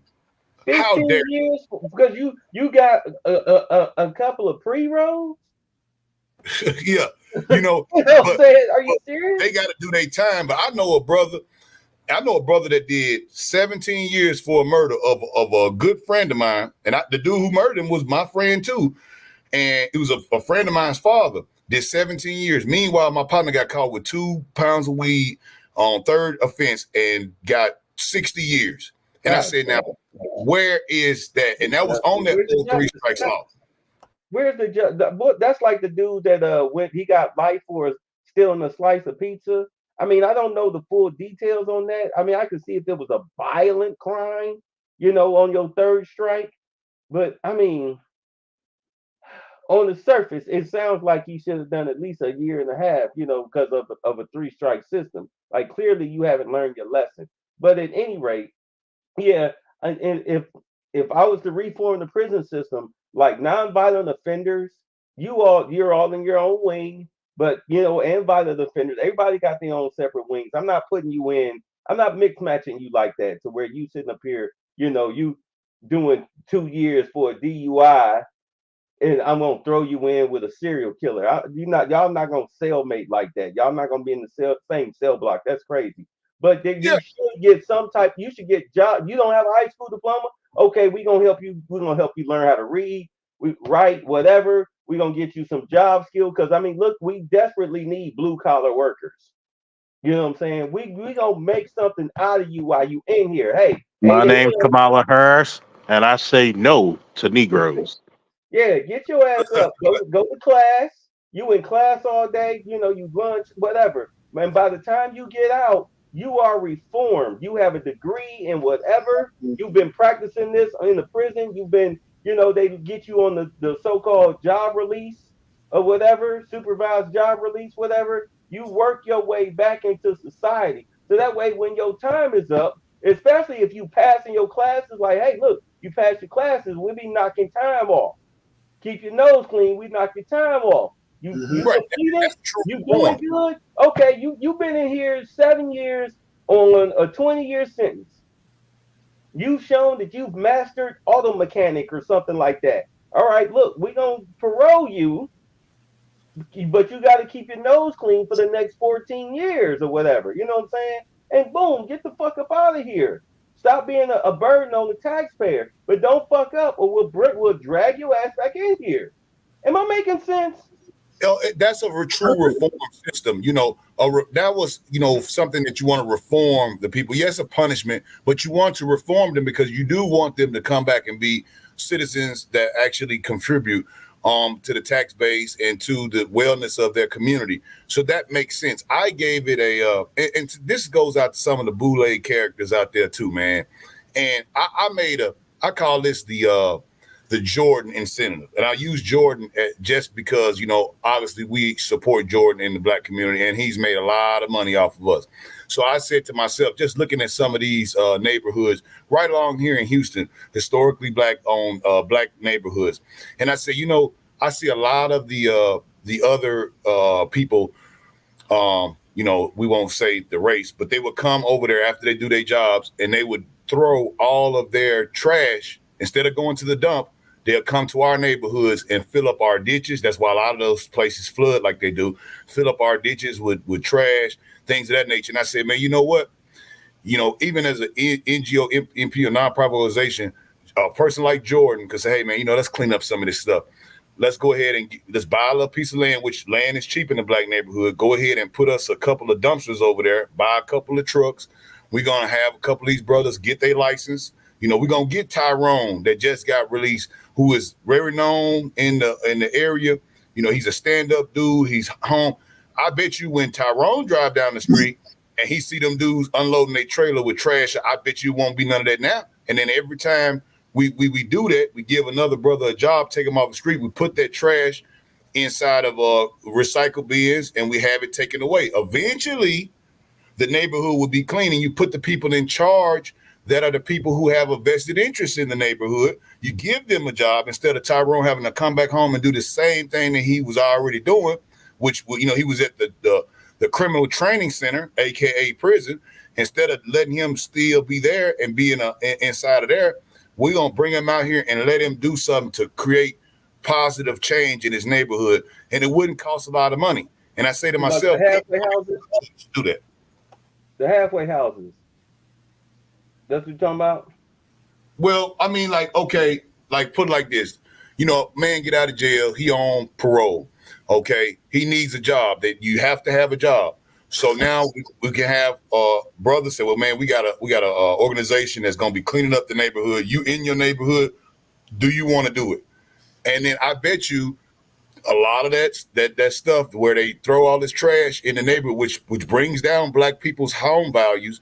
When you seeing Tyrone down there on patrol, he having to clean this stuff up. Eventually, he gonna find out and catch these people who keep on dumping this stuff, and they're not gonna dump that stuff over there no more. They're gonna have to take it to the dump because Tyrone gonna protect his neighborhood because that's where he lives. And you gave him a job instead of throwing him back out to the streets, send him to the halfway house. He get right back into the same situation, and now he's recidivism is high on him. Let's give these brothers jobs instead of saying, well, they just criminals and, Kamala was right to send them to jail. When did we start saying that? These Negroes that went all the way left now. Niggas went from fuck the police and abolish the police to throw that bitch in jail because her kid didn't go to school. I told you niggas are phony as hell. Niggas don't stand on shit. I mean, let's be honest. I mean, in some cases, thank God for penitentiaries. But in other cases, especially if you're a non-violent offender, or maybe it was like a self-defense situation, you got caught up in some shit. I mean, yeah, go ahead, you need a job, a reform and a job in a rehousing situation. All of these empty apartment complexes and stuff that the government can easily take from somebody, be it back taxes or maybe buy it off of them dirt cheap, refurbish them, gate them up. You got to gate them up until these guys are, completely free and clear of their charges. You know what I'm saying? So that way, am I making sense here? Instead of housing them in a prison and they working on they're now interning. They interning at Bob's Auto Shop or the Department of Sanitation, whatever. They interning. You don't have them locked up in the prison. You have them in an outside prison housing, apartment complex, where with them and another dude, or maybe them by themselves, whatever. But they're still monitored. They got the ankle monitor. They in a complex that's gated, patrolled, whatever, and they doing that what they supposed to do. It's 2024. What the fuck you mean you can't Well, get they control requested of that. 20 people in a gated apartment complex, a prison gated apartment complex? You know, am I Well, making sense? Yeah, you're making sense. They kind of do that already here in Baltimore. Baltimore got a lot of halfway houses. They don't fully try to put these people back in society. They will have them walk around and clean up the golf courses and shit. They'll get the trash and shit off the golf courses. But you're right about the job part. They don't really try to get them real jobs. Shit. You know Well, what? it's a lot of halfway houses around town, and you're monitored and shit, and you got to Like, check in and all that type of thing. Look at Chicago, right? I think some of the brothers in Chicago were making that statement because of the homeless situation, the veteran situation, the violence, especially the recidivism and the high level of crime in Chicago. And there's a lot of places in Chicago where it's ran down, especially on the south side, where these places are abandoned. And some of these places are actually decent area that could be fixed up with, a little bit of nothing. But you got a guy like Brandon Johnson who says, no, we can't do that. They requested that because they was like, condemning a lot of these places. And he said, well, we're not going to do it. And as soon as they brought in all those migrants, they did the same thing we've been asking them to do, but they took over the schools and the churches and some of those places and gave them all to the migrants. Yeah. So I'm like, what the hell? Well, you're seeing the hypocrisy play out in real time. Because all my life I was told this is a capitalist country and it's either sink or swim, and that's why you can't do nothing for the homelessness. Now you got high rises being built in New York City where illegals are given furnished fucking apartments. Not only that, they're given hundreds of dollars a month in food stamps. Not only that, you're given a debit card, a prepaid debit card with cash money every fucking month. Yeah. That's what America is doing for illegals. And Kamala Harris. Hold on. That bitch, Kamala Harris, is now, because now this is the Democrat spin, because they know they're weak on the border and immigration. So now they're saying, well, we had a bipartisan proposal about the border, but people like Trump turned it down. Such a fucking faggot ass lying bitch. You and Biden sat there and watched millions of these people come in this border. And only when the election drew near is when Biden said, okay, we got to do something about the border. Such bullshit. But also, too, man, they came and squat in people's houses also, too, and still stayed there. Yeah, but see, they was lying the whole time with that, because think about it. Remember when they did say that with that bipartisan bill, they was trying to bring down, because at the time, Texas, we built a National Guard base basically right there on Eagle Pass. They was actually hiring militiamen $60 an hour. They was hiring for militiamen. They was bringing out barbed wire. They was putting in river protectors. Man, the feds coming in, taking all this stuff out, everything we trying to do. I remember that. They said, well, we're gonna put this bipartisan bill. So if you really go and look at the bipartisan bill, it didn't say nothing about stopping it. It said, well, we just gonna hold it to 5,000 people a day. I'm like, that's still not fixing the damn problem. We need to put a stop to it altogether. Well, they cut the razor wire down. Yeah, and then they removed the barriers in the water because they said, oh, well, fish ain't gonna be able to swim down the river, so we gonna put the we gonna take it out of there. I'm like, how can you take? You can't walk down the sidewalk because they put a stick in the damn way. It's insane, man. The fact that they just keep on attacking. That's why, for as much as I don't like Greg Abbott, at least he was trying to save his career, but he was trying to do something. And every time he said, well, we couldn't do it, so we just gonna start sending the problem over to other people's cities, see how much they like it. And those cities gladly took those illegals because that means you're getting federal funding. That's right. While your city's being destroyed. Now that funding doesn't go to any of us. No. It goes to the big shot Democrats. I'm sure they've managed to line their pockets with a lot of that federal money.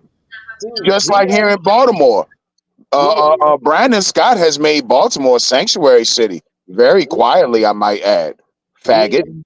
we as Americans are now Oh man. used to illegals raping and sometimes murdering teenage girls. We're now used to them committing scooter crimes where they snatch your bag or your phone and try to empty out your bank account. All right, we're used to these things. We're now used to what do they call that? The flash mob raiding these stores. We're now used to one day the CVS is there, the next day it's not. I mean, this is becoming naturalized, and I'm telling you right now, when you have a bunch of people who barely know how to read, write, and count on an eighth grade level, we're talking about by the millions because of the No Child Left Behind program, and you got rampant crime, no jobs, no food. Not just because the grocery stores are closed down, but also because of the high prices. You've got the government cutting down on the benefits programs like welfare and SNAP and all of that stuff. Eventually, something's got to give. You're going to have gang warfare. Let's just call it what it is. This is what happens every time a bunch of illegals come to this country. All you got to do is watch Scarface. The entire movie was about the Cuban crime wave of the late 70s. Then, if you're a New Yorker or you live in the tri state area, you know all about the Jamaican shower posse, illegal immigrants. Not only that, in New York City, Latin Kings. Not only that, who else? Oh yeah. Then the '90s rolled around, and you started hearing about something called MS-13. How many of these illegals are already in gangs, or they're going to get here and, like you said, no money, no food? Hey, I'm going to join a gang. I need some friends. I need some help. You're going to join a gang when you get here, or you're going to start your own fucking gang. Mark my words, 10 years from now, we're going to be hearing about a whole new crop of gangs. 10, Trust me. 10. It's happening now. This is the sad part. This is what a lot of people don't seem to understand. Okay, I'm Russia, I'm Iran, I'm Palestine. United States is, I'm at war with you. I already have my people here. I already have my operatives here. They've been here for decades. Because I mean, I've seen videos of them this like back in the '90s where they were training their children to sing songs about taking down America and whatnot. Don't skin off my nose because I'm not the target. It's like being in Vietnam. Soul brother, go home. But at any rate, if push comes to shove, but let's say like you get a weakling like Kamala Harris in, or they just say fuck it, push the button, activate the soldiers. If you already know these MS-13 gang members and other gangs such as that coming from South America, and you know that they're looking to make a quick buck, like, hey, look, here's $5,000. Go take this down. Here's $10,000. Go take that down. Here's $60,000. Go take that person out. Do you understand what I'm saying here? You can fight a proxy war and not even get your hands dirty because you already brought in your saboteurs from South America. You already brought them in. These places like Venezuela and Nicaragua and what is it? South America, period. Yeah. Yeah, they just emptied their prisons and gave these guys stipends and said, "Here, Yep. go to the border." America said, "You can go here." That's how what's the place? Is it San Domingo? Um, I know that the one that's got the president who looked like he should be an actor. He got the slick back hair. He wears the tight suits. I can't think of the damn country, but at any rate, he was like, here. He emptied out his prison. Him and a bunch of other countries. Take your asses to America. They said you can go, and they won't even take them back. They won't Nope. even take them back. Said no extradition. You keep them motherfuckers. You wanted them, they're yours. Hey, If you church. pay these guys to cause traffic to do what they do best, you think they're gonna turn down the money? Church is chicken. What about it? Church is chicken. What about it? I say that for a reason. I hopped up here because I've been listening, but I hopped up here. I don't know if it was Van Jones or Angry Black Man because you guys sound just alike. Damn. But the church is chicken, like 4 or 5. No, yeah, about 5, 6 blocks from my house. You know, I've said it a dozen times. I'm in the hood. Oh, the only And I go to this church's chicken. I go to this church's chicken. Hear me out. I go to this church's chicken. They got cheap chicken Tuesday, right? It's tomorrow, as a matter of fact. So I rolled up in there a week or two ago, you know, and I was used to my regulars, you know, and I see all of these different folk. You know what I mean? And I just knew. I didn't ask because I wasn't trying to be rude, you know, but I could tell, you know, they had been staffing, if not Venezuelan, at least South American migrants. I'll use the politically correct term, you know. So that indicated to me, you know, they're already replacing black folk and even some Americanized Hispanic folk with migrants. Now, you know, don't get it twisted. I noticed, you know, a couple of, not to take it somewhere else, but I noticed a couple. They were all women. I noticed a couple of them, you know, hey, they wasn't too bad to look at. So I wasn't upset, you know, but I'm slowly and surely starting to notice the replacement of people in lower class neighborhoods, lower middle class neighborhoods being replaced by migrants because they don't ask for a lot. They probably give them the, you know, the regular minimum wage rate. They probably pay them the regular minimum wage rate, but you know, no health care, you know, and they're coming on in, man. You just now noticing? Yeah, I'm just now. No, I am, man. At first, I was kind of oblivious to it. Now I knew migrants were, you know, flooding New York, Chicago, LA. I get that. All of the what do you call it? The sanctuary cities. Sanctuary cities. Thank you, brother. I couldn't spit it out. They're flooding the sanctuary cities. You're absolutely right. Taking the black I'm like, wow. I see them at the temporary labor places, the temp agencies. Mm-hmm. They outside at 5:30 in the morning in the line. And they get hired. They taking the black jobs. Yeah, I mean, and not just black jobs. They're taking legalized Hispanic jobs too, man. Those, man, let me tell you something. They may keep it amongst themselves, but the legal Mexicans in my neck, because I'm in a somewhat mixed neighborhood. You know, it's some everybody over here, but it's mainly black and Latino, mainly Mexicano, and they're complaining too.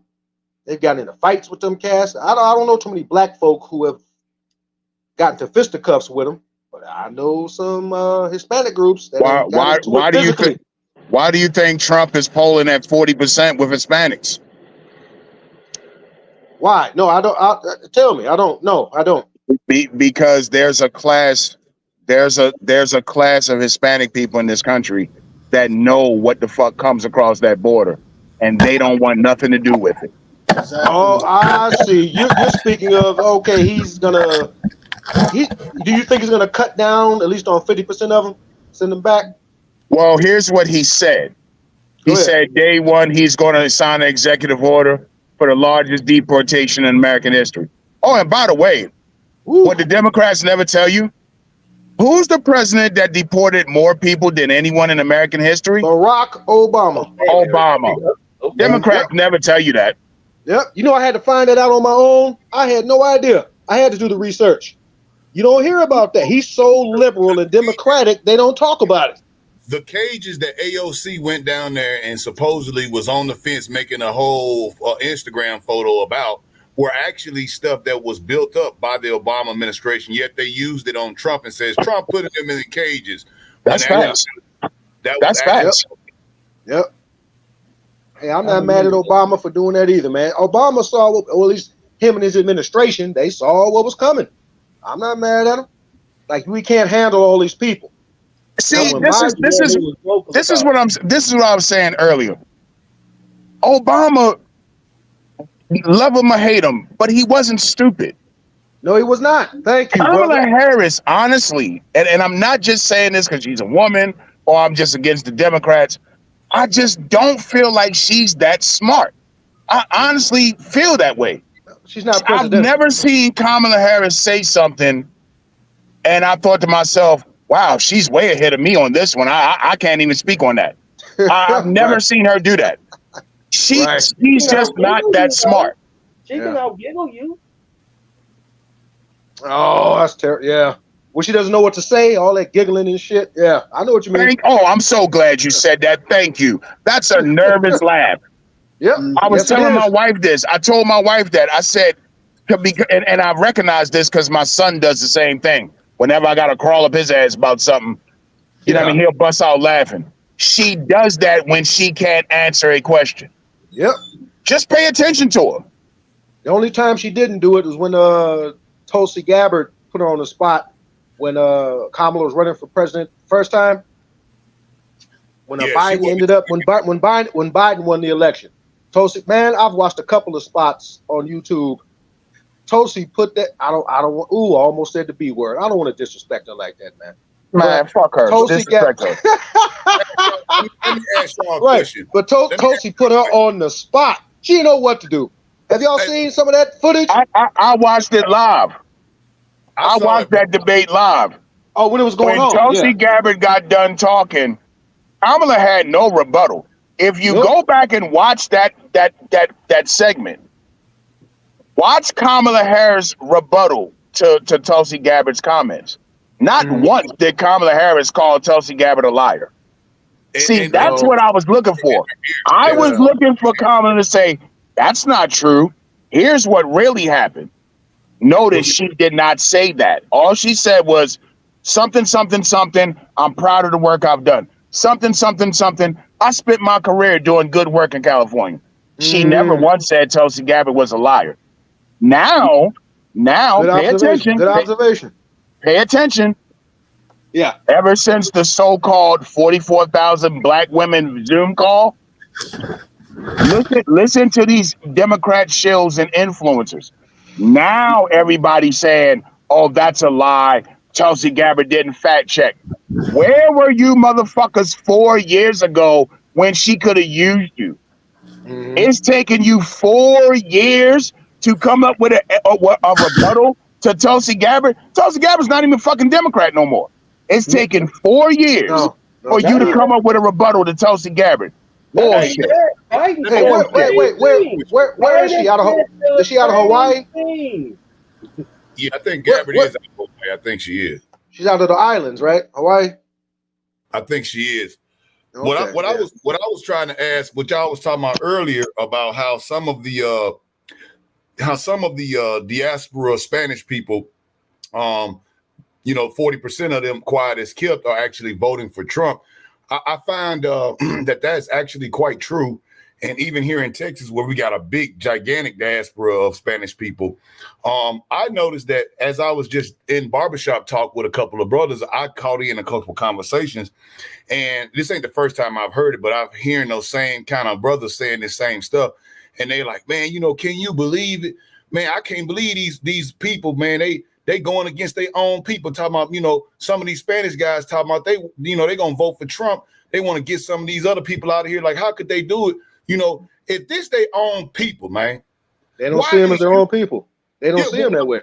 Yeah, but why is you as a black man questioning what they doing? You need to question what the hell we doing. Because they actually on code over there. You feel me? Hey, I mean, hey, somebody said it earlier. No Child Left Behind really fucked some of us up. Yeah, well, I swear to God, It's just common fucking sense. Because my question is, when I hear a Hispanic say, "I don't want them niggas coming over here," my first question is why? Because why don't you? They know something we don't about down south of the border. That's all that is. That's why they moved up here. So I'm going to take your word for it. Hey, if a Mexican's going to tell me I don't want them motherfuckers over here, I'm not even going to bother with all the wild shit. I'm just going to take your word for it.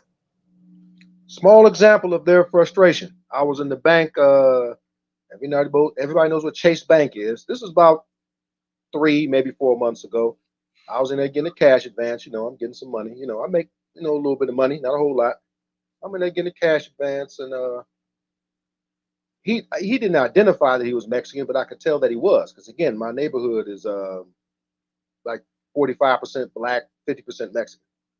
And he was in the bank. He was talking to one of the bankers, not one of the tellers, like an actual banker. You know how they stand in the lobby and they greet everybody, how you doing, hello.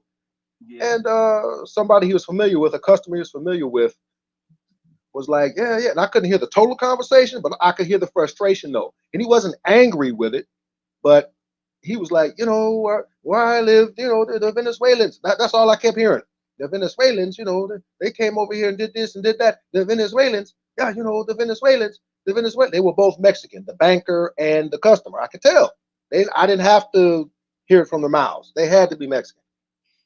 And I could hear the frustration in the customer's voice, man. I mean, every other word was Venezuelan, the Venezuelans, the Venezuelans, you know, the Venezuelans, the Venezuelans. I'm like, damn. I thought they was pushing black folk out the way. I'm okay. Let me tell you something. Let me tell you something. When it comes to these Spanish speakers, yeah, they're very divisive. I've had Mexicans tell me to my face they don't like Puerto Rican people. Oh yeah, I've been known that. Yeah, I've had Puerto Ricans tell me vice versa. Oh, I don't like Mexicans. I had a guy from Ecuador tell me he don't like either one of them. And when I said, "Why don't you like him?" His name was Vladimir. I said, "Vlad, why don't you like him?" He said, "Because they don't fucking talk right. They don't say their R's correctly. You're supposed to roll the fucking R. They don't roll their R's." This is dead ass. Yeah. This is dead ass. It's very dialect. It's very, very divisive with them. Even when you look at the gangbanging, if you look at out there in Cali and Texas and all that, they got the Sereños, and then their enemy is the Norteños. That's basically Spanish for Northerners and Southerners. They don't like each other. The Northerners, they're mainly like Mexican niggas that grew up here. Yeah. And then the Sereños is niggas that came across the border. And let's not even go to the cartel beast, because you got Sinaloa, you got the Juarez, you got the Tijuana cartel, you got all of these people that's got men over here. They having whole wars right here in Texas. Yeah. I'm sure on top of that, and that's just the Mexican cartels. You got to start talking about the Colombians. You know what I'm saying? All of that shit starts getting mixed in. Colombians don't necessarily like Mexicans, and vice versa. We got a few I'm out of Chicago again. We got a few of El Chapo's people over here. There's a few of them here. How did you know that they were Mexican? Was it because they were 5'3" with square bodies? Who you speaking to? I'm talking to the guy that was talking about the bank. Wolfbang. Wait, what was the question again? The guys that were in the bank. How did you know that they were Mexican? Were they because of my observation skills. Well, yeah. Again, you asked me a question. I told you I'm in a 45% black, 50% Latino neighborhood, but most of those Latinos are Mexican, and Mexicans code up very much. I got no issue with it, man. They doing what they got to do, you know. I know for a fact that those guys are Mexican in that bank. Right. It's okay. It's okay. I'm like, whatever. Okay. Y'all go ahead. Yeah. Just an observation, man. You know. Yeah, that's all. Some are tall, some are short, some are fat. Yeah. Never mind. But I do have I'm about to drop off for the minute, but again, I don't know if it was Van Jones or Angry Black Man, but I heard Chicago. I was like, I got to chime in. But look, how does Kamala Harris get away with? I understand she's not a prosecutor anymore, but when she was, how does she get away with keeping brothers, and not all of them were brothers, but nonetheless, get away with keeping men in jail to doing extra time to put in this extra labor, even though they're supposed to be out. Democratic. Okay, well, fine. Okay, they're very blue. Okay, fantastic. How does she get away with keeping brothers or men, period, in the joint for free labor? That's an easy question. Just impunity. That's easy. How does that work? That's easy. Go ahead. The liberal media covers up for. And then you have a buffer class of black people like the so-called Divine Nine, people like Roland Martin. You know what I mean? They cover her ass. So they're the buffer between regular people like us and then the real media. You know what I'm saying? So the cameras are never on us, so we never get to tell our side of it. It's always people like Roland Martin. It's always the Joy Reids, the Van Jones, those motherfuckers. When they get on TV and speak, white people who don't know shit about black folks, they just automatically assume, oh, well, hey, it must be true because Van Jones said so. You see what I'm saying? That's I how the see. bitch, that's how she survives. I see. Just put a big microphone in front of somebody, put them on the news, and everybody believes. Pretty Yeah. much, yeah. Yeah. That's Because the fucked up, people in man. California, black people in Cali, they don't like Kamala Harris. I believe it. Look, And man, all I everybody know is knows this. I'd be very salty if I got, I don't know, let's say 3 years in the joint for selling some weed. I've been locked up before, but never the joint. I want to make that clear. I did a little county time, just a little bit about myself. I was sentenced to 3 years in the joint in the penitentiary for, a little bit too much weed, and I got an extra 3 years because Kamala Harris said so. I'd be very angry when I got out. What you think I'm gonna do? You hear what I'm saying? Like, hold on, man. I was supposed to been out. What's the deal? I heard what you said, bro, but I don't see how she got away with that shit, man.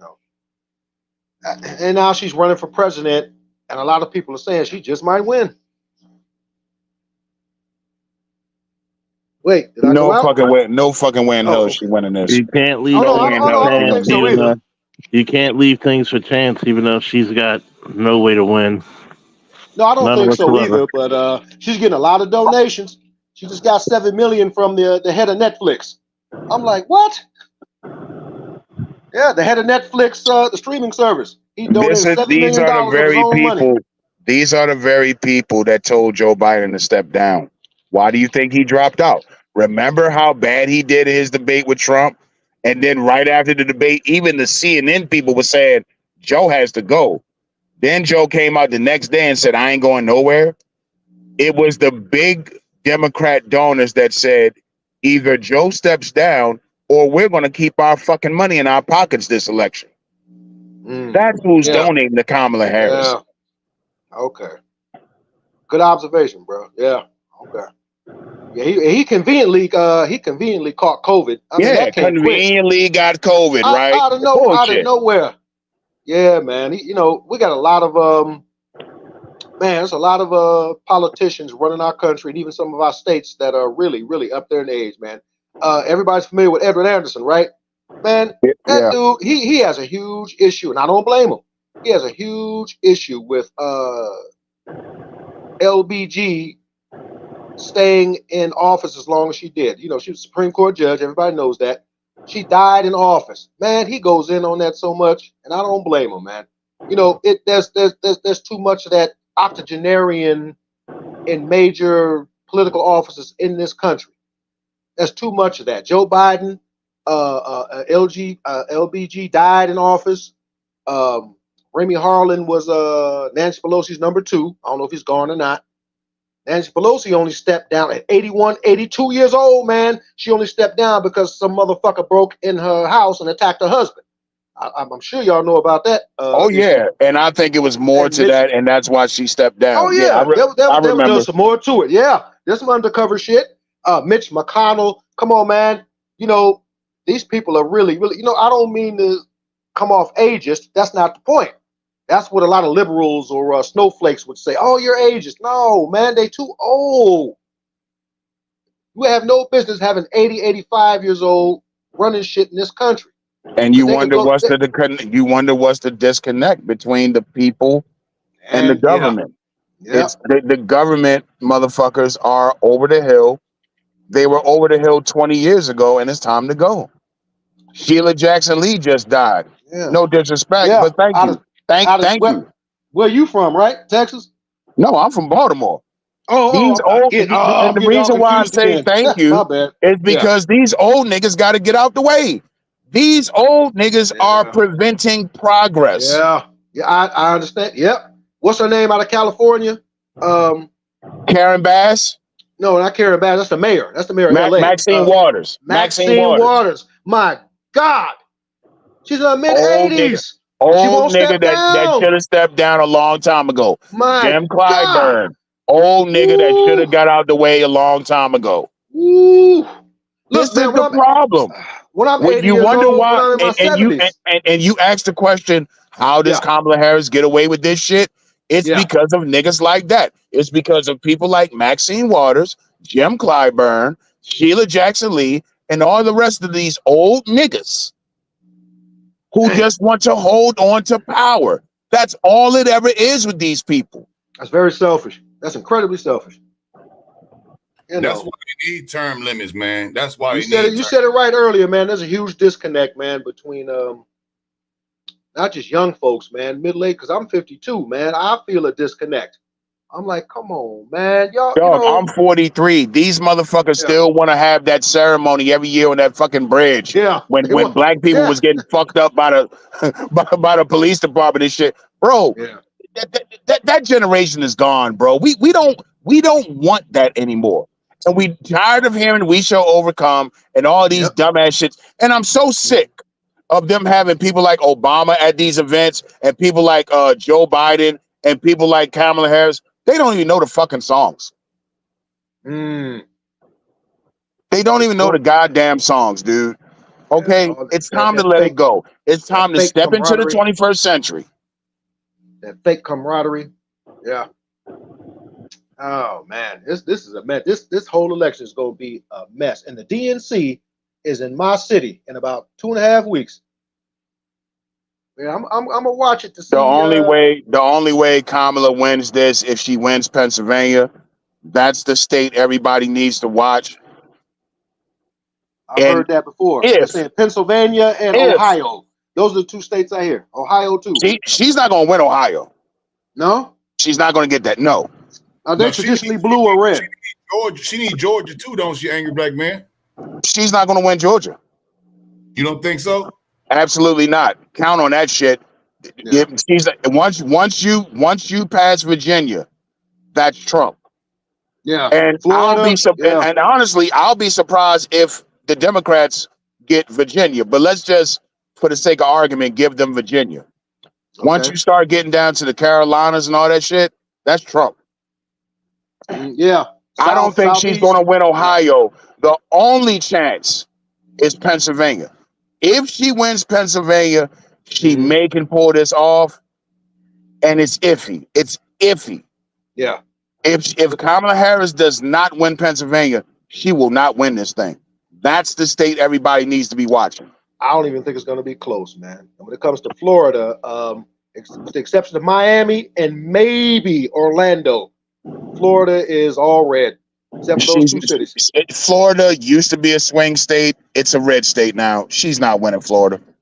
Yeah. Oh no, absolutely not. No. I agree.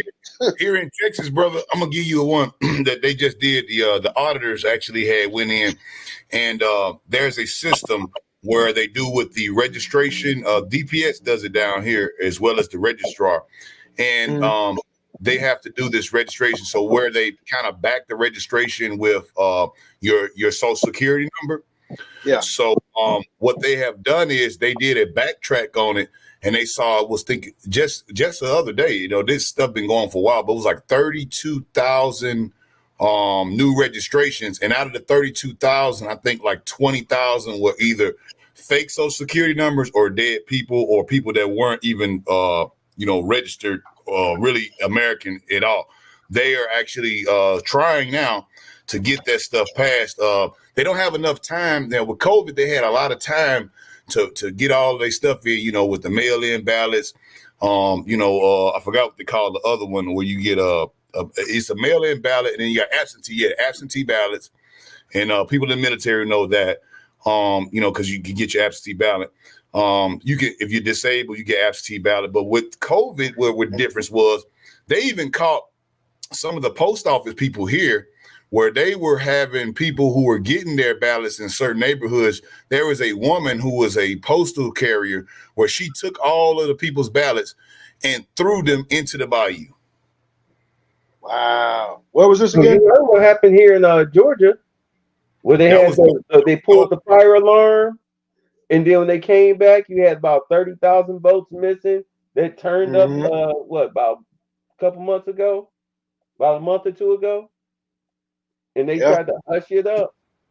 Here in Chicago, there were a couple of incidents where whoever's responsible for it, maybe one of you brothers can tell me, they didn't even come pick up the ballots.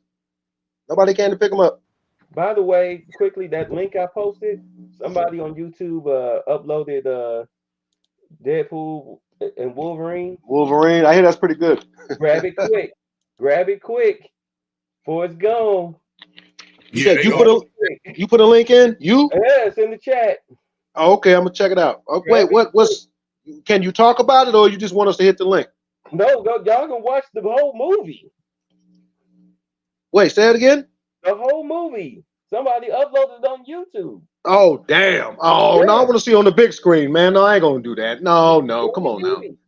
I don't want to see it. I don't want to watch it on my fucking phone or my laptop. Come on now. You ain't got no big screen in the house? Say it again. Call the police. Call the police. No, man. What about the big, IMAX screen? Come on, man. Yeah, I'm gonna check it out this weekend. It is better, but for those who don't GAF, yeah. No, I hear you. You trying to help the brothers out. They may not have $18 to buy a ticket. So I get it. Just make sure you remove it from the link. Won't get Charles in trouble. Yeah, good idea. Yeah. That's absolutely. Hey, I'm retiring for the night. You brothers stay up, and thanks for the conversation. This is pretty interesting. All right, y'all have a good one. I'm gonna get out of here too. I'm tired. Yeah. It's getting a little bit late. Peace out. All right, bro. Good. Peace out. Be safe. Yeah, man. Charles, you still there, bro? In the living color. Yeah, I was trying to ask you, man. It was a good point that the brother was bringing up earlier, man, about some of the recidivism. And since you have been an officer for years and been integral into the city and know the machinations of it all, what do you think is a solid plan for decreasing the recidivism and helping brothers that do want to bring their life and reform their life after they've got out of prison? I think that, it should be a rehabilitation. Like I said, it's supposed to be a deterrent, a punishment, and a rehabilitation. So you get back to those notions. Anytime getting locked up seems like a righteous passage for young men. And you gotta slowly but surely get them out of that. What are you giving them? You get what I'm saying? What are you giving them if they get locked up? Are they gonna come out and be better members of society because now they got an education and a trade? Right, right. That's what I was thinking. Like, the trades. I've seen a lot of brothers come out being plumbers, mechanics, electricians, even I've seen some people do some IT stuff in prison. I know the programs are far and in between, but I think that it was better than putting them in a criminal training camp.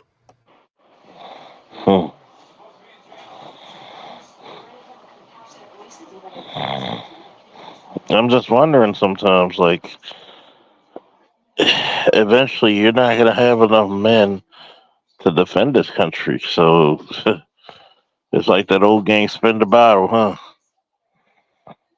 Yeah, well, I mean, if you're gonna do a draft, if God forbid if we had to do a draft, and if we go back to just look at World War II and look at Vietnam when the drafts came, a lot of brothers who was about to go do some time, they would make them go to Vietnam or give them the choice to go to Vietnam.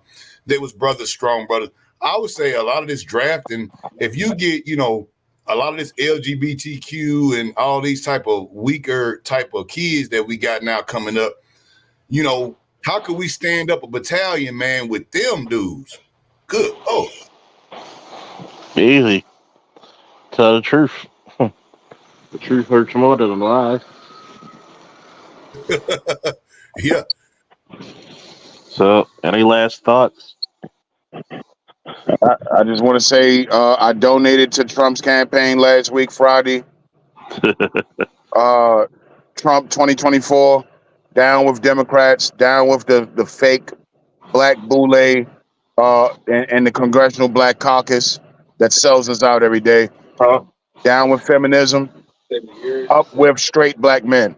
That's all I got. Salute. Salute. Woo! And we out.